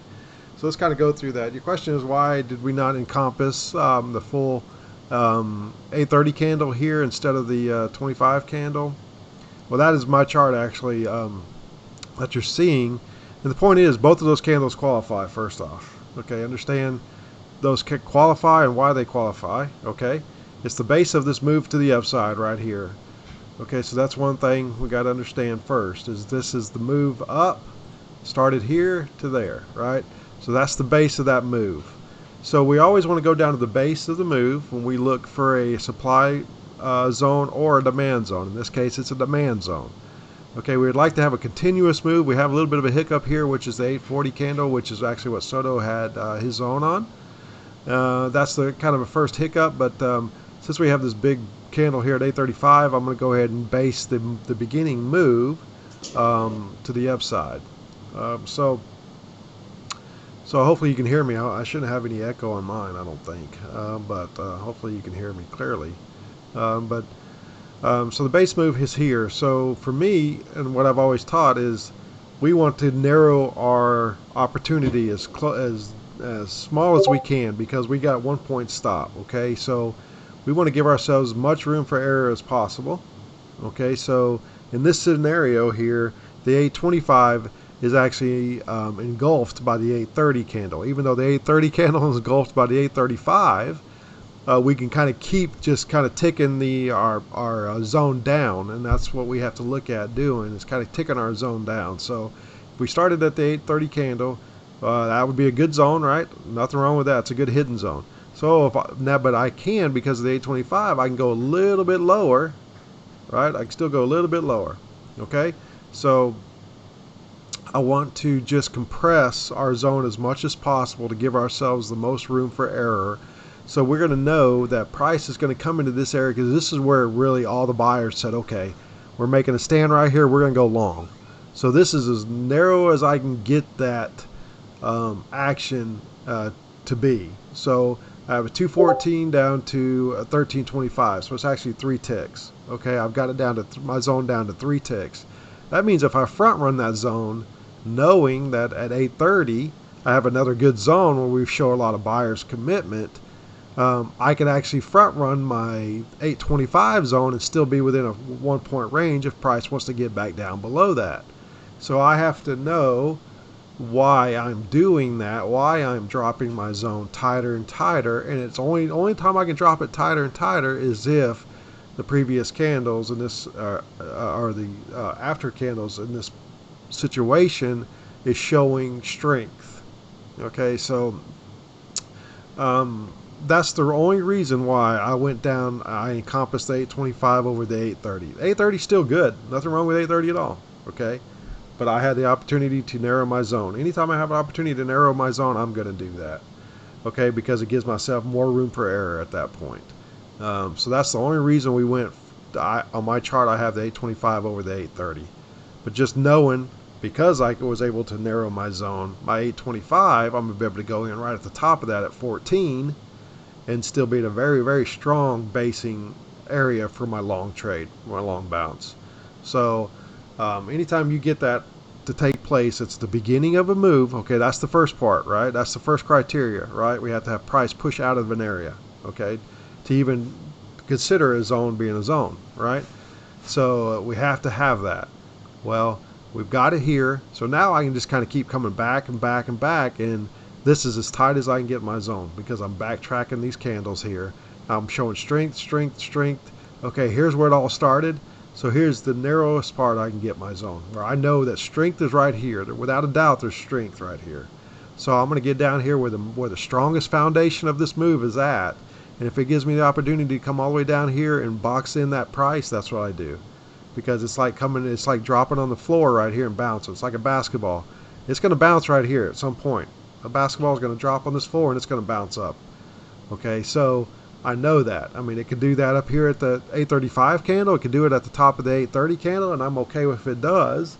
But I know my strongest floor is down here starting at 214 because it's proven that with the candle. The price action has proven that. So that's the reason I want to narrow it, condense my zone as much as possible to the strongest foundation of that move. And that's what the 825 candle shows. So that's the reason I didn't encompass both 830 and 825. I went ahead and ticked it one more tick down and went to the 825. Okay, so I hope that makes sense. But that's the reasoning for the 825 over the 830. Okay. If that confused you, let me know. I'll try to re-explain it a little differently. I like your explanation. Okay. Good. I just want it to make sense because we don't want to overcomplicate it, but we know there's little nuances like that, and we want to make sure that those are understood. But again, let me be first to tell you, make sure you understand that if you chose the 830, that's okay, not a problem. You choose to do that, and that's not a problem. It's a good zone. It qualifies, right? It's a qualification. It works. But I just had the opportunity to go a little bit lower, knowing that, hey, price might bounce at 830, and I got to be okay with that. But I know price is going to bounce right here. I know price is going to bounce right here at this 214 if it comes back to me. It's going to bounce. So I know that. So, yep, okay, first move. Yep, first move out of there is always your basing move. As long as you have a good move out of the zone area, we got to use that. That's our first move. That's what qualifies the zones to begin with. And then we further qualify it from that point. Okay? So any hidden zone, like Soto's got this 840 zone right here. Okay, that's a good area to trade out of. Nothing wrong with that. That's a good hidden zone. It qualifies. I just felt like in this particular situation that the 825 is probably just a little bit stronger, and I'm willing to not get into a trade if it wants to bounce here at this first resistance or first support area, kind of 8:15, which it did bounce right here, right? I mean, you can see it at 8:55 and 9 o'clock. It did bounce off of that. Okay, it didn't come back into my zone, and I'm okay with that. So it shows that it was a valid area, as a valid zone that he marked up, and I don't know that he got into that trade, but it was a valid trade. I just chose to condense price a little bit more. Anytime I can condense it, my opportunity, I'm going to do that. So in this particular case, it was the first move out of that continuous zone that broke the previous swing high. Okay, it broke this previous swing high right here. You guys see that? So this previous swing high, let me go ahead and circle it just so somebody's not sure. That swing high right there got broke right by this push out of this bottom here.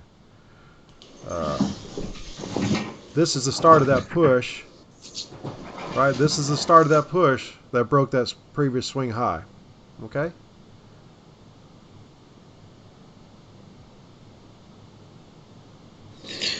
I like it. Yeah, so LJ says, what price do you put your order? Yeah, 1375 is a good spot right there. Not a problem with that at all because of the closes right there. The opens and closes right there. I have no problem with that. It's very strong right there. Very, very strong. I would go in just right at 14 personally, knowing that price has a very good chance of going down to 1375 or maybe even a little lower if it wants to. It could go down to 1350, and I'm okay with that. But I'm going to give myself, because I have a 1 point stop, and I think this is an extremely strong zone right here, I'm willing to go in right at the top just so I don't lose the opportunity to get into the I would be at 14 as well. So 14, and like I just said, but 1375, if it passes us, is better than 14. Yeah, absolutely. And if it get, I mean, it's probably going to have to go to 1375 to get us into 14, most likely, unless we're in early in line on the order book, you know. So, but I would be willing to bet we would not be, you know. So we probably going to need to go in at 14 to get in for price to tick to 1375 to get us in. So, because there's a good chance if you put your order in 1375, there's pretty good chance you're not going to get into this trade unless you're early in on the order book. You know, and you don't know that. That's the problem. You don't know that. So I'm going to make sure, because, again, 830 zone right here is very strong, right? Very good. Good push out of this area. Very strong. A lot of strength right here. So, but I narrowed it down to 825, but I'm going right in at the very top at 14 of that zone, knowing that price could actually, if it wants to come down, it could actually bounce right here at 1375 and go long. So 1375 is a little more conservative, which is great. No problem with that. But you just have to understand how the order flow works and how order book works, and there's a chance that you will not get picked up right there at 1375. But you can get picked up. It just really depends. But I'd rather take that scenario out and go ahead and go in at 14, knowing that this whole area is very strong, right? If I go in at 14 and it busts through this zone, I got still another tick to go, right? I got down to 13. So anywhere in this area, I'm going to get picked up if I go in at 14. And that's where I got to know that I got to have faith in the method and know that, hey, that's a very strong, very, very strong area. So I'm going to go ahead and get in at the top, knowing that I got a full point, which is actually below that zone there. And if it goes below that zone, then okay, then I'm out of the trade anyway. So 14 is the best entry. 1375 is a great entry. I think prices would get to that to get me in at 14. So hope that makes sense. But that's the strongest area in this whole move right here is down here, because that's the base. Okay, that's where all the buyers decided to say, okay, we're long. We're going to bust through this top. We're long. We're pushing through this ceiling over here, because this circle right here represents a ceiling. So just very simple analogy is wherever you're at right now, you have a roof above you and a floor beneath you, right? No matter where you're at. Okay, so this circle right here represents the ceiling you're at, and this floor right down here represents what you're sitting on, okay, or standing on, or whatever, right? So it says from here, I got to jump from here to bust through that ceiling. I can't just float through it. I got to push hard to get through that. So this is where it started. So therefore, that is where I know the strength is still at. Okay, so if price was to come back down, it's got to come back down to this floor, and it's going to at least bounce out of that floor, right? It's not going to just push through it the first time, unless it's a major news announcement or something major happens. It's not going to just push through that. it's going to bounce. It's going to bounce out of this zone for at least a point, right? So that's our point. That's what we try to do. But I got very 100% confident it's going to bounce out of this zone, at least to give us our opportunity. So I'm going to go ahead and get in at 14 to hopefully catch that opportunity. Okay? Hope that makes sense. It did to me. All right, good. And yeah, you guys, Mitchell, so y'all can inject here as well, because if you have some additional thoughts, please explain those. I knew that what you were saying about looking about how far you go to like the bottom of the zone, say like that 825 area. I do that counting the ticks off the bottom a lot. I think that's smart to always know, like, see if you're unclear on a position in a zone, always go to the one that is more conservative if you're completely unclear to where you can't get ticked out. Yep, agree. Yep. But there's a lot of clues in this scenario that tell us that it's probably going to reject kind of off the top of that zone at least the first time. But there are instances that occur that you truly don't know. It's like, well, where am I going to go? There's nothing that's really giving me an idea. You can choose not to trade it, or if you do trade it, just trade it to where, okay, if I trade here, I won't get ticked out if it goes all the way up or all the way through the zone. Right. So we have multiple confirmation why we would think 14 a bounce, right? So, and plus, even look over here to the left, right? 615, you got old resistance right there. That now becomes support, right? Over here. Yeah. Okay. So because of that, that's just more confirmation that, okay, we're going to bounce right here at 14. Doji right there, open and closes. We got a previous resistance that was broken on support. So it just gives me more and more confidence that 14 is going to be a bounce, and it might come down to this tick high right here at 1375, a lot of support right there. It bounces through, puts us in the trade, and takes off. That's the whole premise of what could happen there, and the reasons behind that. We just keep supporting. As long as we can find support and good reasons why we would be into that trade and why that's a good trade, like Mitchell said, then that's the trade we take. And we just have to have confidence in that, because the reality is nobody knows what the market's going to do, okay? And nobody does. So we have to just put odds in our favor and percentages in our favor that history says this is a good area, and price has proven with institutionals, price has proven this is an area that they like to buy from because it's an auction. Remember, this whole thing's an auction process. So the price is going to get low enough for people to say, I like it here, I like the value here, I'm going to buy it, right? No different than a house. Okay, you go to buy a house, when the value gets so low that you feel that there's value in it, you're going to buy that house. If it's way out of range and way up, you're not going to buy it, right? You're going to wait for price to come back down to your area. And that's what this proves right here. This is the area that they said, okay, this has got value right here. We feel very strong in this area, so we're going to buy it. And that's what they're doing. Okay, so it hasn't been retested, so I figure when price comes back down there, it's going to retest again, because they'll put more orders in there, or there could be orders still sitting there after the fact, and we'll wait and see. But that's the strength of that move right there. All right. Mm-hmm. All right. So right now we got to really look how low this volume is, guys. I mean, pay attention to that here. Volume has just gone straight down, right? And price is going up. So this is called divergence. This is price volume divergence is what this is called, okay? So we got price going up here, but our volume's going way down. Look how big our big spike of volume was right here. And look at this big move to the upside, right? That's what you should see when you have prices going higher. Volume should not be going down. Volume should be increasing. So is y'all's candle going up? What's that? Yeah, I'll flip over to E. No, it's not going up right now, but price is increasing. Overall, it's increasing. Yeah, ever since this big move, volume has come back down, and then volume is decreasing, but price is now kind of creeping its way up slowly. Right. Okay? That just means it's going up higher with less people buying.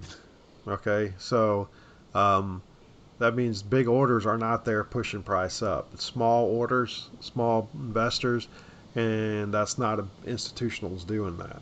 Okay, so we got to be weary of that and wait and see when this is called divergence. What you're starting to see now, it would become real divergence when price breaks this high here at 24.75 and volume stays low. Then it becomes really strong divergence, and you got to be looking. And divergence usually tends to look for short opportunities or long opportunities, depending if it's long for divergence or short divergence. In this case, it's short divergence taking place here, so that would give you an indication that price is going to break down. Okay, eventually here, because we're having higher moves, but we don't have the volume to support the higher move. We don't have all the buyers coming in to support that. They're just onesie twosies here and there, and they're slowly pushing it up. There's not a lot of sellers coming in right now either, so smaller volumes pushing price higher. That just tells you that there's not a lot of resistance going on right now, but there's not a lot of support and buying. So I think you're going to end up seeing here, before, like I said, before the end of the day, I feel that it's going to be a push down later on in the afternoon. But we don't know that, but that's just kind of what's setting up right here. And even on the, let me look over here real quick. Yep, even on the 1 hour chart, it's the same thing. We're making higher highs on lower volume, and it's showing potential divergence here. So just kind of watch out if we do go a little bit higher. Just kind of watch for that 26 area, and then I'll be looking to short out of that area if volume stays low, and that could kind of be the tipping point for a move to the downside. But that's just a guesstimation, not saying that's going to happen. That's just kind of what the technicals are kind of telling us right now. So, and that's what we are. We're technical traders here. We're not anymore. We're not the fundamental guys. We read the chart, right? And whatever the chart tells us is kind of what we look to do. All right. Where's your zone at for that 26? It's a standard deviation. There's not a zone for it because its price has not been there. That's the new high. Yeah, these are all new highs right here. So, or this is, yeah. So if it gets in that 26, it's based off a pivot point, which is based off standard deviations, and that's a whole other thing to get into. That's not worth getting into right now. But I just, it's a third standard deviation. So, and that's a standard deviation is just a reversion to the mean concept, right? So, it's just like a rubber band, right? So you have a rubber band when it's sitting still and static, right? It's just loose. That's kind of the mean right there. And as it stretches and stretches and stretches, it's more pressure to come back to the mean, right? So that's what standard deviations are. So we've already pushed through 2 standard deviation. That was at 19 as our second deviation. I mean, that's where I had a trade to go short, was at that 19 with that second standard deviation, and it bust through me.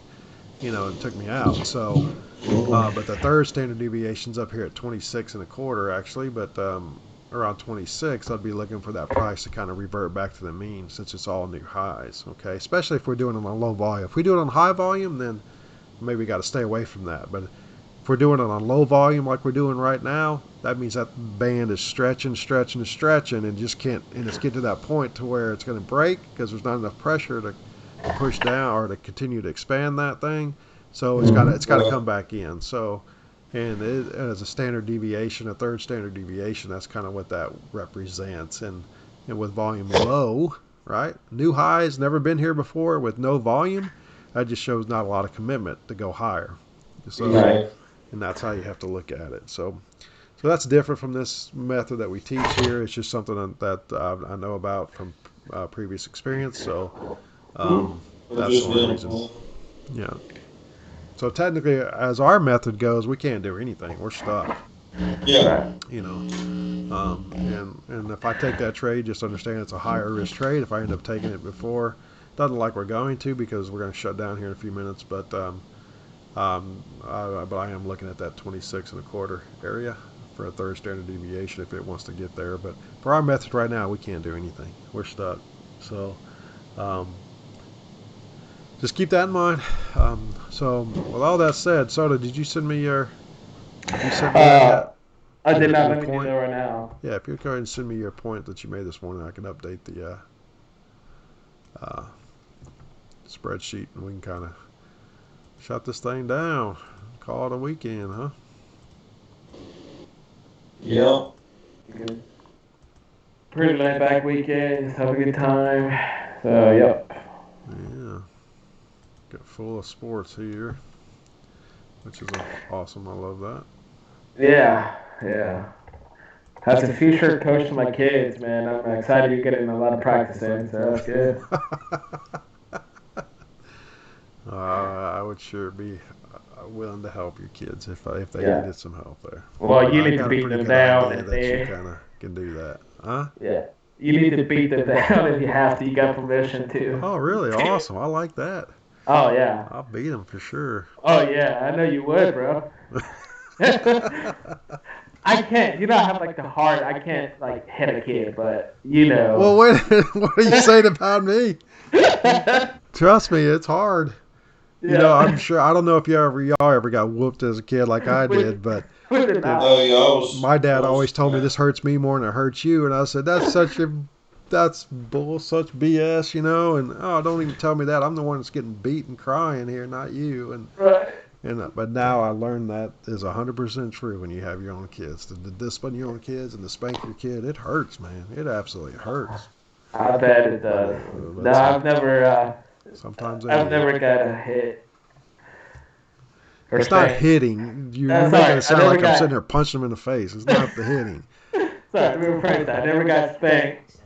It's a smack to the booty. That's it. That's my wife said. She heard that. Or smacked. Yeah, no, I've never been. Yeah, well, at least I don't get switches out and let them beat them with switches Oh like my I got. I used to have to go pick my own switch, man, and I'd get wore out with a switch. My favorite story is about the one about your daughter when she was like 2 or so. Yeah. That's a classic. Oh, yeah, man. We had a battle with her for, hours sitting there, and she was so stubborn. 2 years old, man, and we just... It's about picking up something she just threw on the floor, some trash or something. And I said, no, you put that in the trash can. I think that's what it was. And she was adamant about not doing it. And we just sat there. My wife and I had to take turns spanking her because it was just so hard to do it. But she was so stubborn. And we eventually won, but it took a couple hours of just us taking turns spanking her. It was pretty sad. But yeah, you told me that story. I was like, yeah, things just got real. But yeah, I can see where in that case you had to, you know, she was challenging you guys. Absolutely, she was challenging. Absolutely. She was going to see how far she could push it. So yeah, you can't do that. You can't let her win that age, because that sets a precedent for them. So you can't. Yeah. As hard as it is, you can't do it. And I just, I know a lot of people discipline different, and that's okay. That's fine. That's your child. That's what you choose to do, and there's nothing should be said as long as you're not, physically beating them to death. That's a different story. But right. when you're doing it in a correctional and loving way, it's however you do. I just don't believe in timeout. A lot of people like kids in timeout, and that's okay. I mean, if that's how you choose to discipline, nothing wrong with that. It's just not the way I do it, and I won't criticize you. Don't criticize me, but that's just. It worked for us, I guess, and so I think it should work for my kids. But anyway, that's different. Okay. Well, you can do that to my kids. No, I'm not going to do that. I would never touch another kid. I don't care. Oh, no. Just treat them like yours, man. Just go at it. No. Just for fun. Just wake up one day. Just be like, come here, boy. Your daddy already gave me permission before you were even born, so I'm going to go ahead and take advantage of that. Yeah. No, man, I would never do that. I know. So, all right, let me read this chat here. Okay, good. I'm glad that makes sense, LJ, for what we were saying. Please ask questions. I think it's great to ask questions. I mean, because there's a lot of nuances in trading, and there's a lot of little things I forget and take for granted, but it's a lot of nuances, and Soto and Mitchell both have very good perspective, and it's very good for all of us to chime in. So please ask questions. Please. That's the only way we learn and get our questions answered. So please do that. So I'm glad that makes sense. Yeah. So Carolyn says, Soto and I are going to party this weekend. Oh, she's already excited about partying this weekend. That's good. Yeah. That's good. I forgot y'all going to the beach this weekend in Dolphin Island, huh? Yeah, we are. Nice. Nice. That'll be fun. Good for you guys. Good for you guys. Well, you need to work on them a little bit, Caroline. So, and work on them a little bit. But all right, looks like we're kind of getting up in that 26 area. So as we're talking. Yep, I got a little trading here. We're short. Are you? Yep. 26 and a quarter is kind of where I'd be looking. 26 even is where I'd be looking to get in. It didn't get up to that for me yet. It got to 25.75. But 26 is where I'm looking if I were to take this trade here. Volume's increasing a little bit, so That's what I'm saying. So now with volume increasing, I don't know. I'm personally probably not, because it's like doubling and tripling what it was, and it very well may respect it. But volume increase, I'm gonna hold off. But Yeah. knowing it's still overall it's still divergent, what they call divergent, because it's making a higher high on volume with lower volume. This big push high, right, with the big volume spike.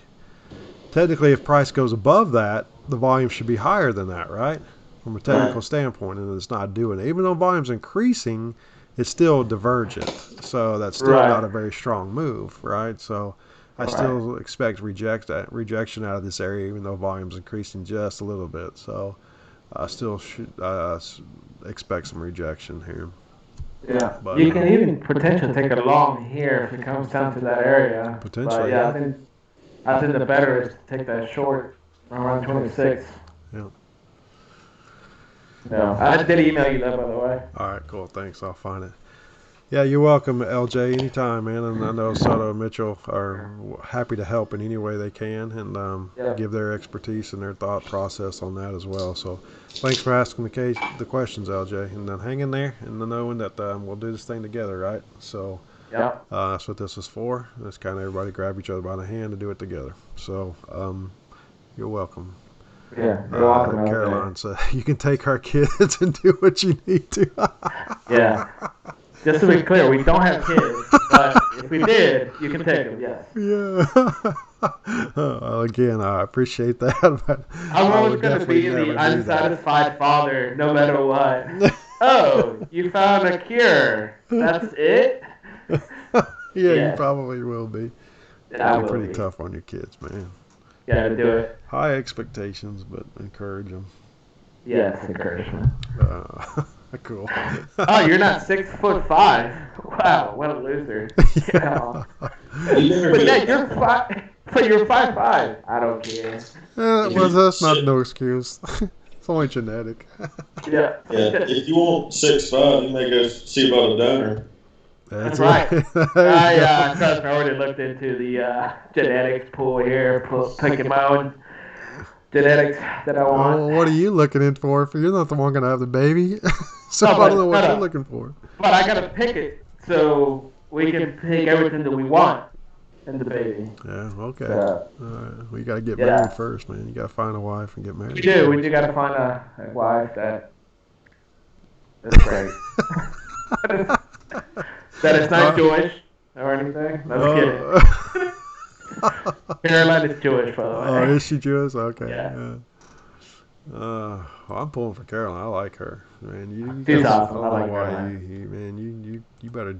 I'll let it go, but yeah, you know how I feel about that one. Yeah, dude. Yeah. All right. Well, let me pull in the your trades and stuff here. All right, guys. So what you're seeing here is the Soto's trade from this morning, his winning trade, which was actually the very first trade of the day. So that's what you need to understand, please, is that this 1 point a day challenge is for the very, very first trade between Soto and Mitchell. It doesn't matter if they win or they lose. And we're not counting any additional trades they take throughout the day. It's the very first trade because as a 1 point a day challenge trader with a small account, you need to take that one trade. Win or lose, you're done. Okay, if you take that trade early and you win and you want to continue to trade, then you go to demo. If you lose, you go to demo. It doesn't matter. You take that 1 point, win or lose, and that's what we follow. Okay, so that's what we're showing here. This was the first day trade of the day. That shows him into that position right here with these blue marks at 15 even. His target's at 16 and the stop's still at 14 because it hasn't hit his trail stop yet. So, but that's the beginning of the trade. So let me show you the actual completion of the trade here. So here you see the completion of the trade. And the reason there's two blue entries is because as price was coming down, it started to pick up some of the orders, but you can see price actually never passed.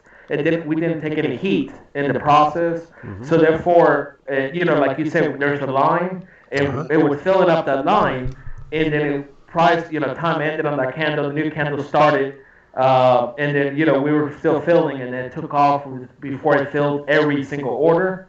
So that's why you see those two entries, but it's the same, as you can imagine, it's the same. It's just that we're being picked up as the time is moving. So yeah, that's exactly right. It was just they were being picked up, and they didn't get all picked up before he moved. So that's what you see there. But you see the completion of the 1 point, right? So if you had one contract, you'd have been picked up right there and exited at 1 point of profit. So nice job. All right, so now let's move into the 1 point a day spreadsheet. 12, 20, 19, 2 contracts, 1 point made. Good job. All right, so now we're back up to $2,728.80. So very nice job there. So over 72, 73 days, whatever it is, we're actually up in the account $1,728. Okay, that's after commissions and everything. So nice job. Very, very nice. Okay, so that's the 1 point a day challenge update. Okay, so hopefully next week we'll kind of break through that 3,000 barrier, and we can look to jump onto 3 contracts, which would be great. So we'll kind of keep pushing for that over a day or so next week. Next week's actually, going to be spotty on our trading. We'll be here on Monday, but we'll just have to kind of take it over the next few days and see how it's going to go over the next couple weeks, actually. But there will be trading. The market's not going to close except for a day or so on Christmas, but the market will still be open. It'll just be light, so we just have to be a little more conservative and pick our trades wisely. All right. I was going to ask you, what days we're going to do next week? You said we're going to do Monday. We'll do Monday, and then probably not on Tuesday. We'll kind of just watch to see volume on Monday, and we'll make that decision come Monday. But probably not Tuesday, just because it's Christmas Eve, right? Definitely not Wednesday.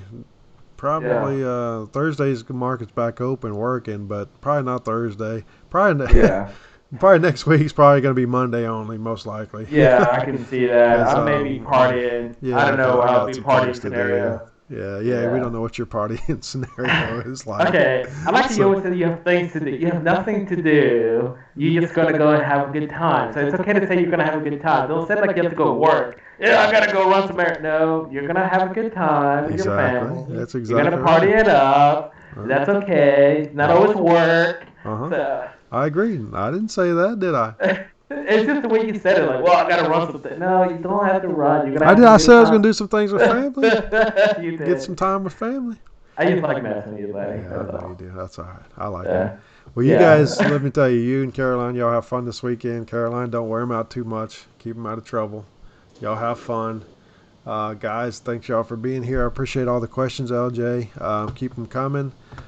Caroline, thanks for your input as well. I don't think we had anybody else in here ask questions today, did we? But if you're here anyway, thanks for listening in, checking us out. But I sure do appreciate that. But Mitchell, so you guys have a great weekend. You too, man. You too, buddy. Take care, guys. Yeah. All right. Have fun with that sweater. Yeah, that's awesome. Yeah, man. be careful, Soto. Yeah, buddy. Yeah. All right, guys. Y'all be good. Talk to you later. Bye-bye. You've been listening and watching the Titan Futures 1 Point a Day Challenge. Live stream. Remember, we're live daily, 9 to 11, and BK, Soto, and Mitchell are here to help. The Titan Futures 1 Day Point a Day Challenge, where anyone can learn how to day trade the futures market. Till next time.